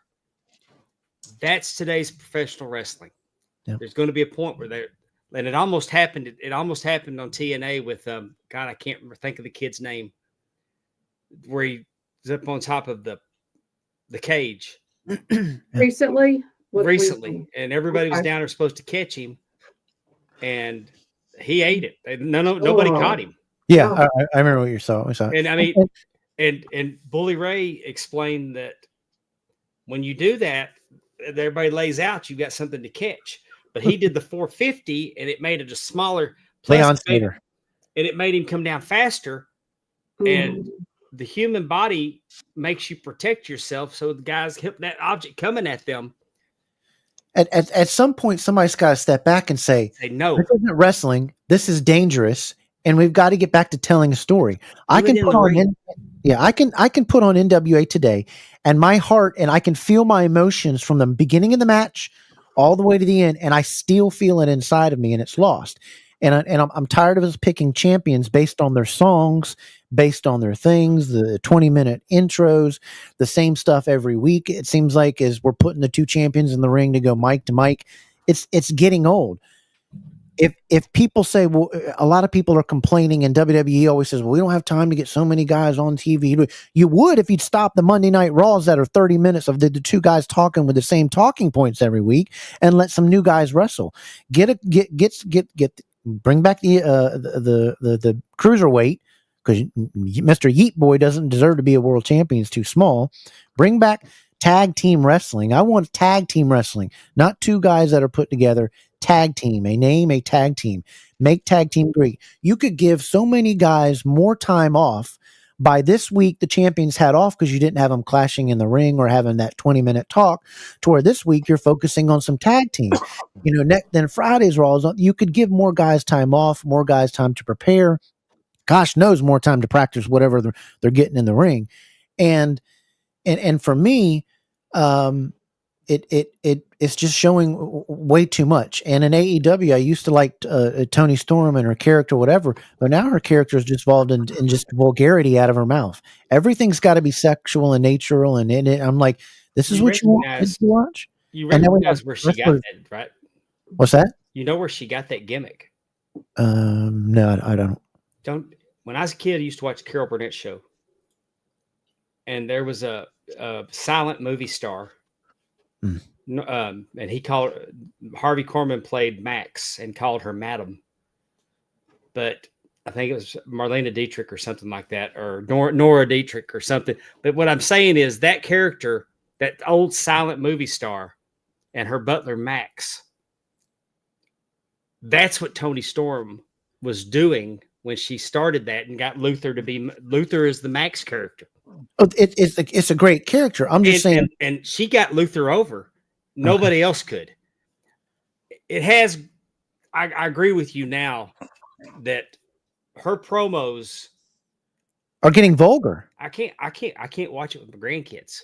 No, you can't. And we're having wrestlers. We're promoting guys coming in WrestleMania. Guys sat around talking about a guy who openly does drugs all the time, makes videos about it, beating women, shooting people. And then we got Yeet coming down 2 weeks beforehand with a joint in his hand, drunk in the background. What are we doing? That's the thing that upsets me. I live through the Attitude Era. I guess I'm just old. And cranky. Well, and let me just it's your. Oh, go ahead. No, Ethan, go ahead, because you've been cut off a lot tonight. No, it's fine. I was just saying, going back to what Kevin's talking about, wanting to go back, but it's the purity of the times in general. If you're a kid between 1980 to like 1995, that was like a weirdly pure time. And when I was a kid, I remember, I thought The Undertaker versus The Undertaker. I thought there was two Undertakers. I didn't know that. I thought there was, a casket match. I thought somebody was dying, so that purity is what's missing now, because it's all over dramatized, just fake, circus act. Right. Mm-hmm. And we don't have that purity of looking at it the way we used to look at it anymore. I'm drawn to wrestlers that are believable. Braun Breaker is believable. Brock Lesnar is believable. Jacob Fatu is believable. And I'm so excited Jeff Cobb's there now. JC, whatever his last name is going to be. But least JC's Jeff Cobb FTR in AEW was believable at one point. And then all of a sudden, that's the greatest downfall I've ever seen. A mismatch. They absolutely ruined that guy because that guy was a walking, talking promo, kayfabe old style. What did you do, AEW? But he was spectacular. But I don't know what's happened to him. We've got a minute Mateo, left. thank you, Big Boys Belts. Yeah. But We've got a minute left, and I wanted to ask you real quick, 10 seconds each. Amy, do you collect belts? And if you have a belt in your collection, what is your favorite? I'm hoping I hear what it is. I hope I hear it. The only belt I actually have two of the exact same belt, and it is the TV title. I agree, man. Okay. And one was given to me, and I won the other one. So just tell you about that. Yeah, man. And Art has signed them. So do you know who made that belt that you got? No. No. That's good. I'm so sorry. That's all right. And Dave, your favorite belt in your collection, what is it? There it is. 10 pounds of gold. 10 pounds of gold. Absolutely. This is the one that hits me in the feels. Gotcha. And your favorite wrestling memorabilia piece that you have, Dave, is my David Von Erich trunks. And Amy, your favorite wrestling memorabilia that you?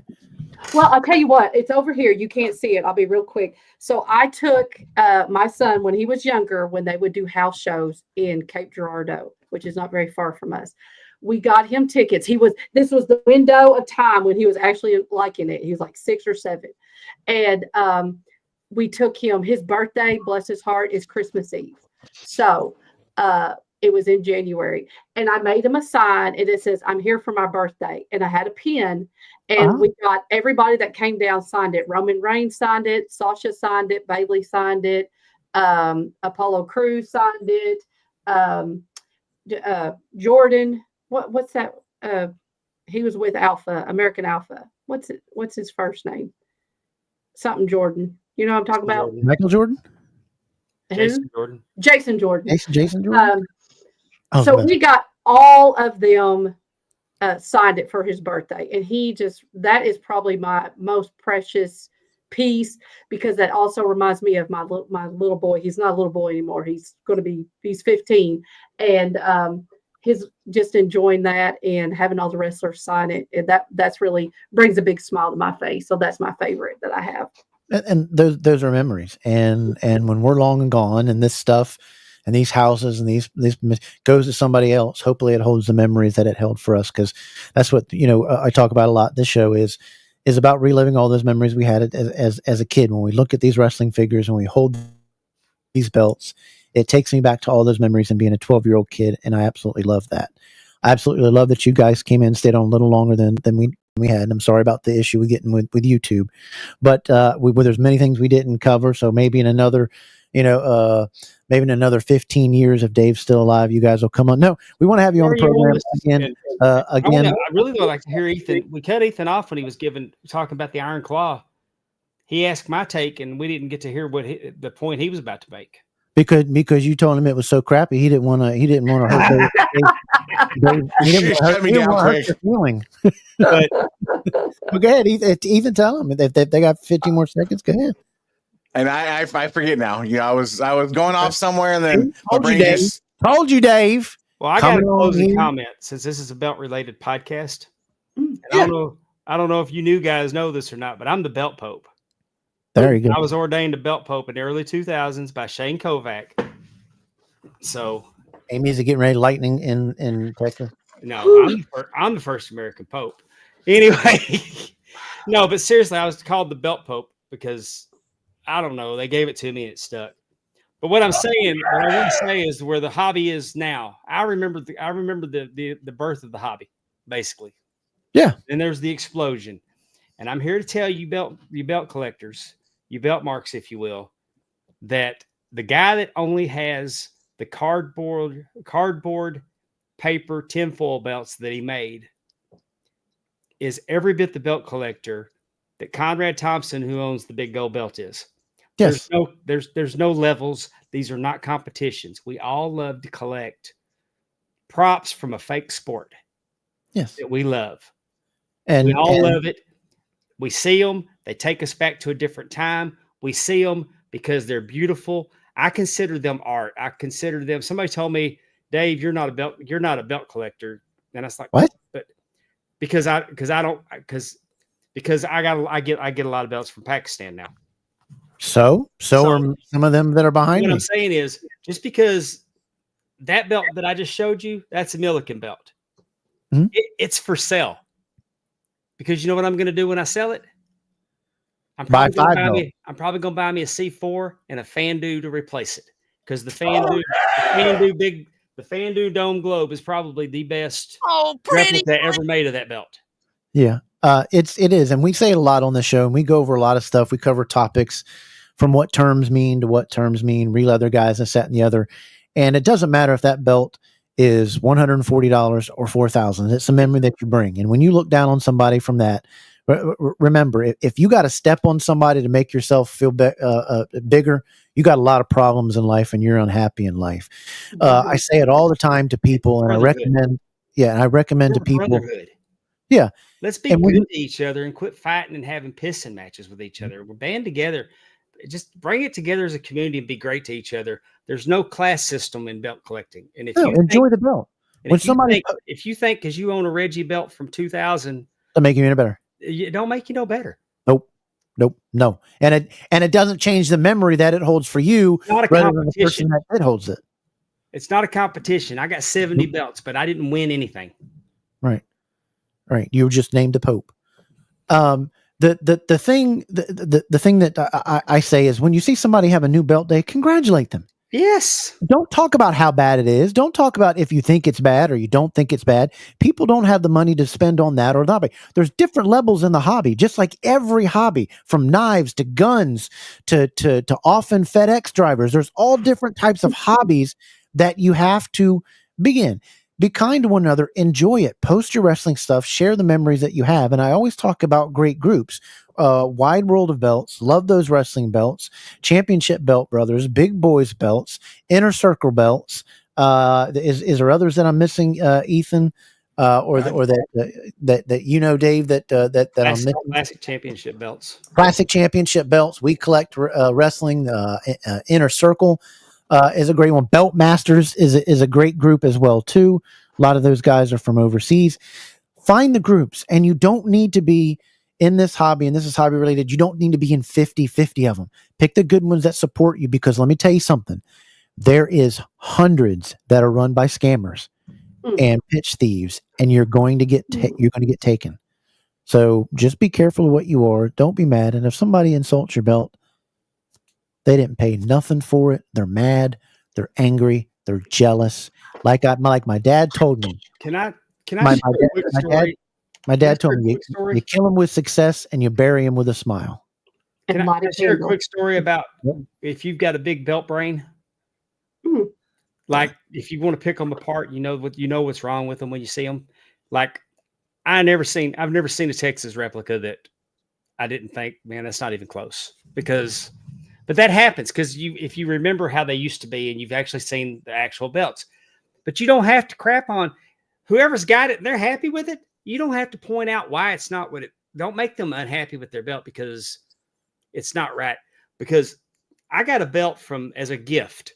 It was you remember the Mid-Atlantic United States belt on the leather, the croc leather it looked like with the. That's not a pretty belt. No. The version that I got of it was like on vinyl and cardboard inside the vinyl, and it was a nice gesture. But in fairness, was a crappy belt. But nonetheless, I was proud to have it. It was given to me in Florida at Wrestler Union in 2005. And I'm walking to my room with a belt collector named Dwayne. Anybody that's been around a long time probably knows Dwayne. Dwayne had probably, you don't know all that he had, but he had every version of every belt. And he was meticulous about it. And we're walking to our room, and I roomed with him so I could see his belts. And nice guy. When I say he's the Sheldon Cooper of belt collecting, I don't mean it disparagingly, but he knows too much for his own good sometimes. And I'm going to tell you because Sabu was walking up the hall. Uh-oh. with somebody, and Sabu saw the belt. And he didn't care how crappy that belt was. He came over to me and said, "Can I see that?" And he's looking at it, and he starts sharing a story with me about his uncle, the Sheik, because that was the belt his uncle made famous in Detroit. And he's talking about the belt, and he's telling his friend, and Dwayne starts correcting him about the inaccuracies. And it pissed Sabu off, and the conversation was over. Yep. Yep. Yep. What did his big brain get us there? If he'd have just kept his mouth shut, Sabu was sharing so much with us. Because I've also been around with Sabu when Sabu was being pretty surly to everybody. There was those times, unfortunately. So what I'm telling you is don't flex your big brain on people. Unless somebody comes in and says, "Here's my belt. Can y'all tell me what we could have done better?" Then you do it with a humble attitude. Right. You don't trash it with rat and well, you could have worked on this, or hey, you might even say, "I'll PM you." Therefore, it's not hurting that people, because there's too many people that will judge you and do things based on according to their mood at the time, or their needs, or they're doing it for a specific reason. And you've got to remember that there's a lot of jealousy in this world and hateful people, and people will provoke you just to do that so that they can get a response, and a negative response out of you. And guess what? When you do, they're going to try to turn it and play the victim. So Right. don't play into those games. Just be happy and enjoy the hobby. And I'm not calling out anybody in particular. It's just I don't get the opportunity to address the belt. Those people know who they are, and they need to humble themselves, learn a few things, because there's going to come a time where they're going to need that help. They're going to need that humility. They're going to need those prayers from somebody, and they're not going to get them, which is unfortunate because of what they did to somebody. People don't understand.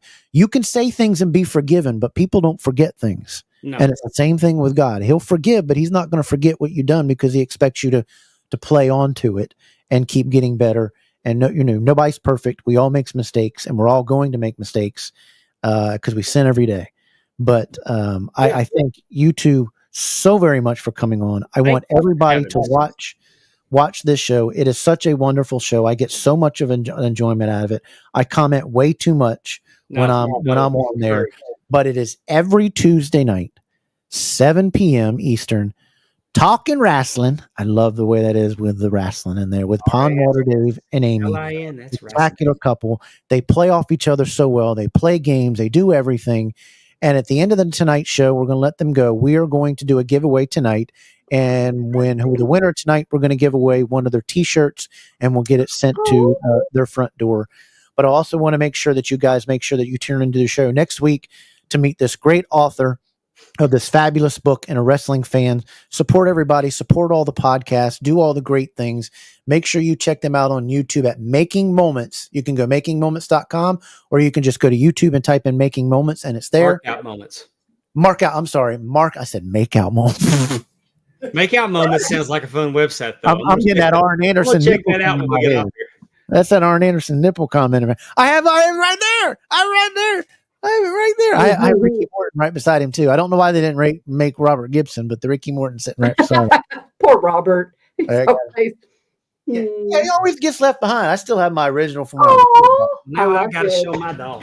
But make sure you check out that and support these guys, because they put a lot into it. Go to jumpinthepond.com for all their shirts and merchandise. There will be a shirt in there that says Kevin Davenport is the greatest ugly man of the Double Dropkick podcast. That shirt will come in there very, very soon. If my brain doesn't turn to mush. Ethan, did you want to say anything to these fabulous two kind people before we let them get out of here on their time that they've come with us? I like what you shared there, Dave. We just greatly appreciate you guys coming on. It was fantastic. We got to meet the First Lady, which was an honor. And then there's Dave, the Pope of the hobby. So, I mean, it's a good night. It's a good Saturday night. I couldn't do it without the First Lady of the Arn Anderson fan club. And that's a shoot. She's awesome. And she tells me that she can't do an episode. I'll pick another night of the week so she can, because I hate to do one without her. Behind every great man, there's a greater woman. There you go. Thank you, Amy, to your family for letting you come on and spend a Saturday evening with us. The same way with your Dave. Please tell your family we thank you so very much for you guys coming on. We didn't even get to talk about one of the best guys in the hobbies. We're going to do another interview with him, Jay-Z Fair. Bojangles, if you're watching, put this guy on there. One of the great guys in the hobby. Go check him out as well. He's a great friend of Dave. And Dave, if you see Conrad All Thompson, this exists behind me now. if you see Conrad Thompson, just tell him from fans, thank you so very much for letting people touch and hold those belts. That is absolutely spectacular. Because when I fart in this room, I have to go clean every belt. That's how I am with my belt. So I make sure I have to, so he goes and lets people touch them. Thank him from us, and tell him that Double Dropkick said we thank him so very much for doing all those great things for the fans. He gets it, and this show supports all his stuff. We support you guys. Is there anything that you want to plug that we did not plug before we get out of here? Man, you got it covered. I can't think of anything. Any of y'all live in Mississippi, I'll be at Lost Art of Wrestling in Florence, Mississippi on the 30th. Come and see us. I do want to bring you guys back because I do want to, the main question I got, and my producer just says, how'd you not ask this? I did want to ask the question of, it's been so many years after you've done the 1 through 3 in one of this Ric Flair's match that you've had a lot of time to perspective on looking back. So when we bring you back, I want to be able for you to go over that, because I imagine the feeling was greatness over. What's your perspective years back? Because we got an audio clip, we didn't get to play it, where Ric Flair is paying you money to make sure you got that 3 count. So we'll go over that next time we got in there. But I wanted to hear your perspective of that years later, because that was an iconic moment. Thank you for being a part of that moment. Thank you for adding to that moment. And thank you so very much for not colliding into the ring when you slid into third, because I tell you what, that was a slide. I was like, say, that's my thing. I thought you were going across. I was like, I think he's 150, but I might not sure. I think he's going to go 1, 2, 3. I'm out of here. I thought you were going to the other side, but we wanted to talk about that. Thank you guys so very much. You guys are absolutely spectacular. Everybody in there, when they get off, give them the DDKs, as we call them, on there. We'll see you guys soon, and watch Tuesday night. Thank you so very much for being a part of Double Dropkick, and enjoy the rest of you guys' evenings. Okay, guys? Thank you so much for having us. Thank you for having us. Good Take night. care, guys. Dave and Amy. How awesome were them two individuals? With their time. It's so nice to have. We didn't get to half the things that I wanted to talk about. They're so easy to talk to. They're so kind. Such easy people to talk to, man. It just, and you know how I am. Generally, by second hour, I'm like, I want to be able to. I met him long ago, whatever, and I was like, ooh, that's the cool Pondwater, because I think Jay-Z sends him checks to promote or whatever, right? But Jay-Z's like, yeah, and we were introduced, and this was years ago at a thing. But he's a really nice guy, and you can sit down with him, and I'm overhearing. Sometimes I was at a table, and he was over the table, and the stories he's got, the people that he knows, and he's humble about it, and he understands where he got and what he's doing, and he's still doing the 1 through 3 count, and he went through a tragedy in his life, and he overcome with that, and it's a testament of being humble, treating people right, and things will follow your right way. And I absolutely love that show, and I used to watch it afterwards. We used to be on an hour after their show, or just about an hour after the show, right after their show ended. So I couldn't get it because, people don't understand, when you produce a show and you do these things and you make these videos, a lot goes into it. It's not just not coming up here and putting things on, and they do a lot of things too. So watch all these shows, right? Yeah, Kev's not Kev just doesn't come in here, click a live button, and that's just it, and everything happens. Kev puts a lot of work into this, and me and Hammer help where we can, and it's just it's a feat to do this weekly. So just support and and it doesn't have to be one show versus the other. There's plenty of eyes to go around for everybody. What we've got a little scheduling issue that we will reschedule the the interview with Nick Carnival and Chris. We will do that. We'll try to get that on next week with them. They had to schedule out and the stuff that's that them two wanted to talk about. But yeah, it's the same thing. Is don't look down on people if they don't get a dinner. Help them. If you think it's that, if you think that belt they paid at it and they're like, well, I have more money but I don't know where to go, whatever, then help them. But there's different levels of the hobby, and you gotta put people forward, help everything out, do everything that's great. I can get them. Yeah, I mean, there's leather guys that come on this show and all that kind of stuff, and it's a great thing. Ethan, you got to tell the guys that are watching what they got to do each week to be a part of the show, man. Like, share, subscribe. It helps the algorithm. It helps us. It helps keep everything moving forward. It's just helpful, and it's a thank you to us too. And we appreciate each and every one of you guys. All the comments. We got the guys like Doza and Platinum and Chris and Ben and all these people that just make it so pleasurable to do the show. Belt Hobby Jesus is here, so there he is. A lot of people did. Darren, I had remember the foam belts that came, and I hated the plastic on it, so my dad bought one of the little foam belts, the Ralco one from '88, and he took those plastic plates off, put the rivets on, and we put it on a weightlifting belt, so it had that floppy thing to it, and it was pretty cool. Don't treat people bad in the hobby. There's constant drama that goes on in this hobby. There's constant people that are jealous that will try to bring you down and make videos. Don't want to do that. Don't let them argue with you, because if you pop back, they're going to play victim. They love playing the victim. They have nothing to add to this hobby, to this thing. There is something out there. I don't understand what it is, but there's a big boys belt with S on it. The original group is Big Boys with a Z. Those are the ones, and some here on that are on the crack. I don't know what's going on with all that. Imitation is the best form of flattery, I guess. I guess that's that's kind of what it is.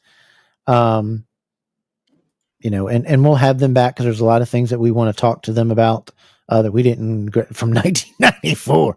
Oh yeah, $10 PayPal if you come on air and open it and eat it.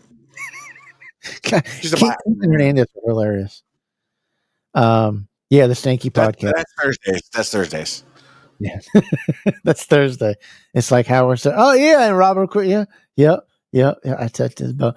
But make sure you guys go down and like and subscribe. We're going to be doing a belt giveaway here soon, celebrating our 2,000 members. We've got that scheduled. I'll release the date as I make sure the belt gets here a little first before we release that date, in case we got to back up.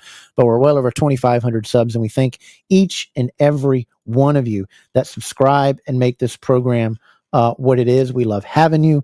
This show is for you, about you, the belt hobby. It is designed to give you a heads up and info on the hobby. That's why we interview so many different people on this podcast, to try to give you the insides and outs of what's going on.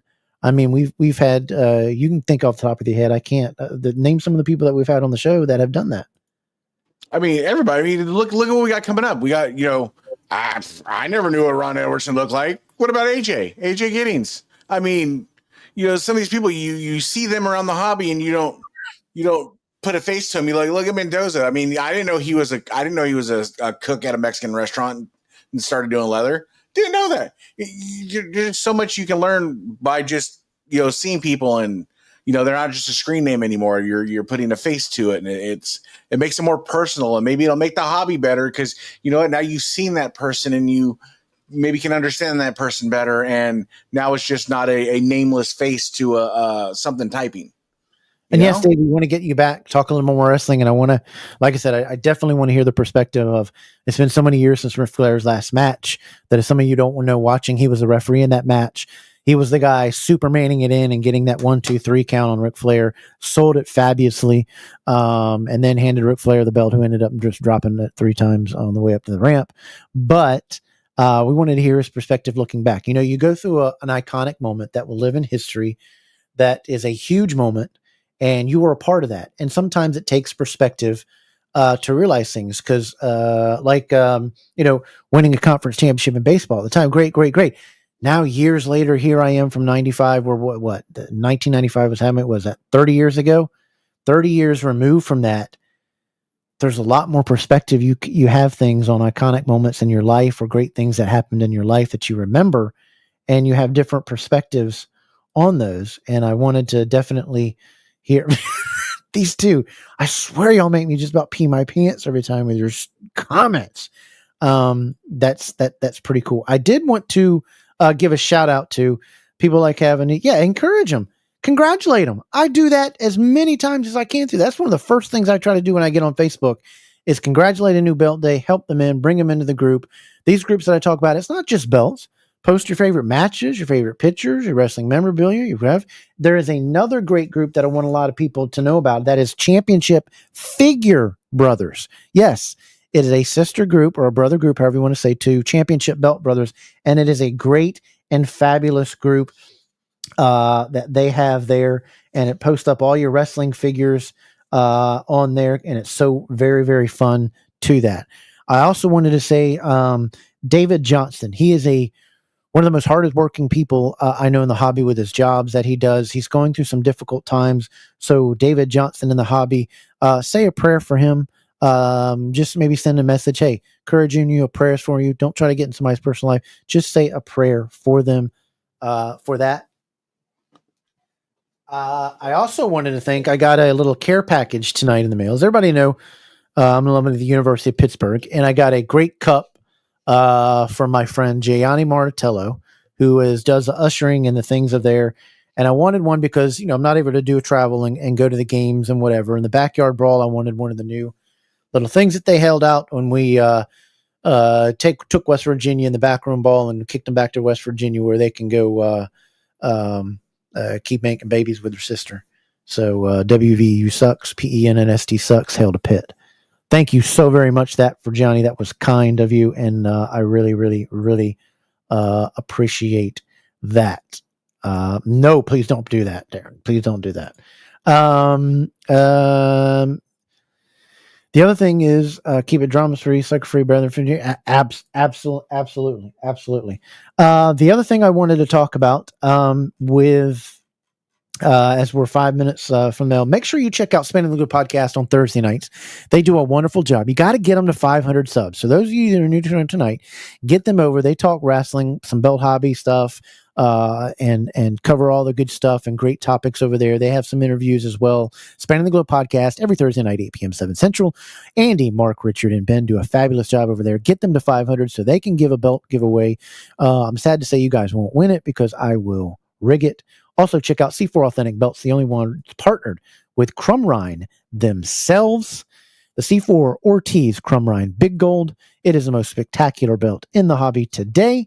Check them out on Facebook at C4 Authentic Belts, or online at c4authenticbelts.com. Taking you back to like it's 1986. We got to not be able to get out of here without doing, we got the picture of the week, and we always love showing off your pictures, and you got to post those pictures in those groups. I pick them out of the wide world of belts, because that's when I'm admin. So post them up in there. But let's roll it.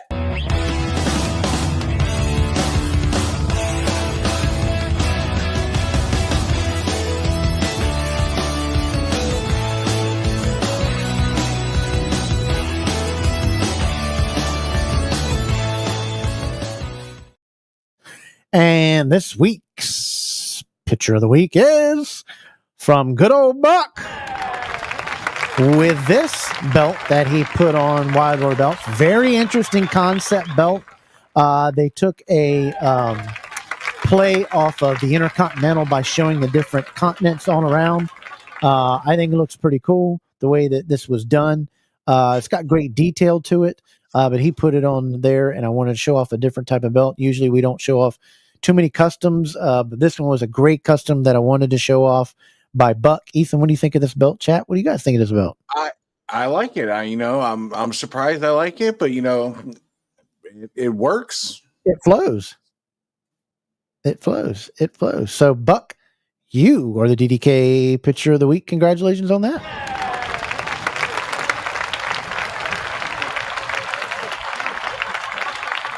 It is our DDK Saturday night. We have a great time here. The other thing I wanted to mention just before we get out of here is Marked Championship Leather. Make sure you check him out. He does a wonderful job on his leather. He does have openings right now. So that's the time to get your belt in. He does them very fast. So he has an opening schedule. Hit up Mark Maggard, Mark Championship Leather. Hit him over on the Facebook page or at Wide World of Belts, or just messages him. He has some openings up for his leather. Also check out Hernandez, the restoning and paint modification for all your needs. And check out Hammer's promos. Hammer does a great job for us here at DDK. He is part of the DDK team. And check us out on our socials and our pretty good off the belt reviews that we have here on the program. Next week, tell them who's going to be on the show there. Ron, this is another one I'm just ecstatic to have on, man. It's Ron Edwardson. We see him around the hobby. We see him making belts. We see him doing big things. And now look, he's going to double drop kick it. He's going to be on there on the program. It's going to be a great time right here on Double Drop Kick.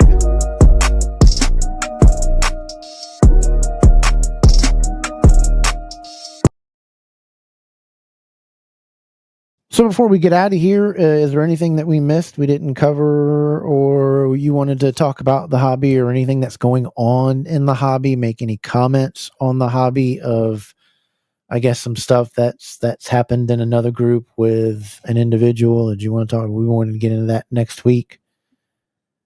Are you not knowing what I'm talking about? I think so. It's in the chat right now, the private chat. But we have a fun time. There we go. It's pretty cool. Oh, new belt day for you. Congratulations to you. Hip, hip, hooray! Hip, hip, hooray! Hip, hip, hooray! That is pretty cool. I think that subject we should touch on when we have our guest on next week. Okay. They'll address that, and we'll have some fun with that. Thank you so much, Gianni, for those gifts. Awesome gifts. I'm glad I got them in the mail. I appreciate it. And Ben says, don't bother asking. Man. Or is that right? Yep, there we go. Hernandez, there we go. That's who you need to check out if you need some restoning needs. There's a lot of people in the hobby. He's one of the good ones that can do it. That's interesting. I dig it. Yeah, it was a good play on how they did Intercontinental Belt, and then they showed all the continents just using a globe, doing it different. And then I'm a fan of globes because of Reggie's works. He always has great stuff with his globes. When he makes a globe, I think just sets the belt out, and Reggie was the best at using globes. No problem. We appreciate you. Yes, no one has anything. From that video, no one here has anything to care. I don't. But this show's not about my opinions. It's all you guys' opinion. And the poll, tell us what happened in the poll tonight, Ethan. What was the results of the polls? Let me pull up the results. It says, John Cena heel run. Are you liking it or no? For me, I'm not liking it because I think he needed to go full bore. He's still walking out there with a dignity, respect, and pride, and all those merchandise. He should have went bald head, just a black shirt, like he came out of WrestleMania and just says John Cena. I don't think so. As the results come in, yes, he did. We got 55% like it to 45% do not like it. Wow, people liked it. Yeah, 42 votes. I mean, wow. I'm surprised that many people like it. Do you okay, maybe it's a preface of a question. Maybe I should have said, do you like the look of his heel run? Everybody wanted a John Cena heel run. I just don't think his heel run, why are some plates heavier than others? That are due to the thickness of them and what they're made of. On the material. If it's zinc, if it's brass, it's going to be light. But the thicker you get from 2mm belts to 4mm belts to 4.2, Reggie's always used to be 4.2. Some guys make 3.2. these belts. Some guys make these belts that are very, very thick, 8-10 millimeters. It's the material that's in 7 the belt. millimeters. Yes, he did a great interview with Ron. I appreciate that, and everybody can check out our interview with that we'll have with him next week. Hey, Ethan, we will definitely say a prayer for her. Her neck's back not doing good. We hope you will feel better. Give her some relief. We'll pray for the doctors to give her some wisdom to help her out with that problem. Thank you, Lisa, for always watching the show and being a part of it and commenting each week. Thank you to each and every one of you that always come out. So that poll was just very, very, very, very interesting. I thought it would be the other way around. Maybe I'm thinking it just because I don't like the look of him. Yeah. Think that's what it is. A little bias. Yeah, a little bias. Ethan, man, I'll see you next week, buddy. We'll have a good show. Hopefully we won't have the problem that we had with YouTube and us getting 20 minutes. 15 I minutes. think we made the best out of it. Yeah, that was crazy. Yeah, I was sitting here doing all the promo. I was talking, getting ready to invite our guest, and my producer goes, "We're not live." And then I typed in to our buddy in Australia. I was like, "Yeah, you're live here." So something was happening with the US. Then I checked on Twitter, and some people were having an issue, but it corrected it. I did what YouTube said to do a reset, and it worked. So if you guys ever have a problem with that on other shows that it happens to you this week, just click out of it and reload back up, and you'll be all good. Ethan Thompson, love you, buddy. We will see you next week, man. To all you guys, make sure you throw up those if you enjoyed the show tonight. How you liked it, throw that up in the comments. Once again, thanks so very much to Dave and Amy of the Talking Wrestling Pondwater podcast every Tuesday night, 7 p.m. Eastern on the Mark Out Moments YouTube page. Check out their merchandise at jumpinthepond.com. They do a wonderful job, and check out their guest this week, this Tuesday night. Also, make sure you don't check out, forget Spinning the Globe Thursday night, 8 p.m. 7 Central. A lot of great podcasts out there. Support them. Watch them when you're bored. Watch them when somebody's yelling at you. Watch them at work and don't do any work. Get yourself into trouble that way and have fun with it that way. And next week, don't forget, right here on Double Dropkick on a Saturday night DDK, we will welcome in the championship belt maker of so many belts and a guy in the hobby that has his own Facebook page, Ron Edwardson of Red Leather Belts. We will have him on. It's going to be a great, great time. I want to thank each and every one of you for tuning in, making this program so great. I'm so humbled. We started out thinking we were only going to get 500 on the show, and we're now over 2,500. The belt giveaway is coming. I also wanted to let you know before we leave about a big, huge teaser, so don't leave just yet. This teaser for the May 31st show, something big once again is coming to the hobby. It's returning to the hobby. A legacy is returning to the hobby. And this is the second teaser into what that is.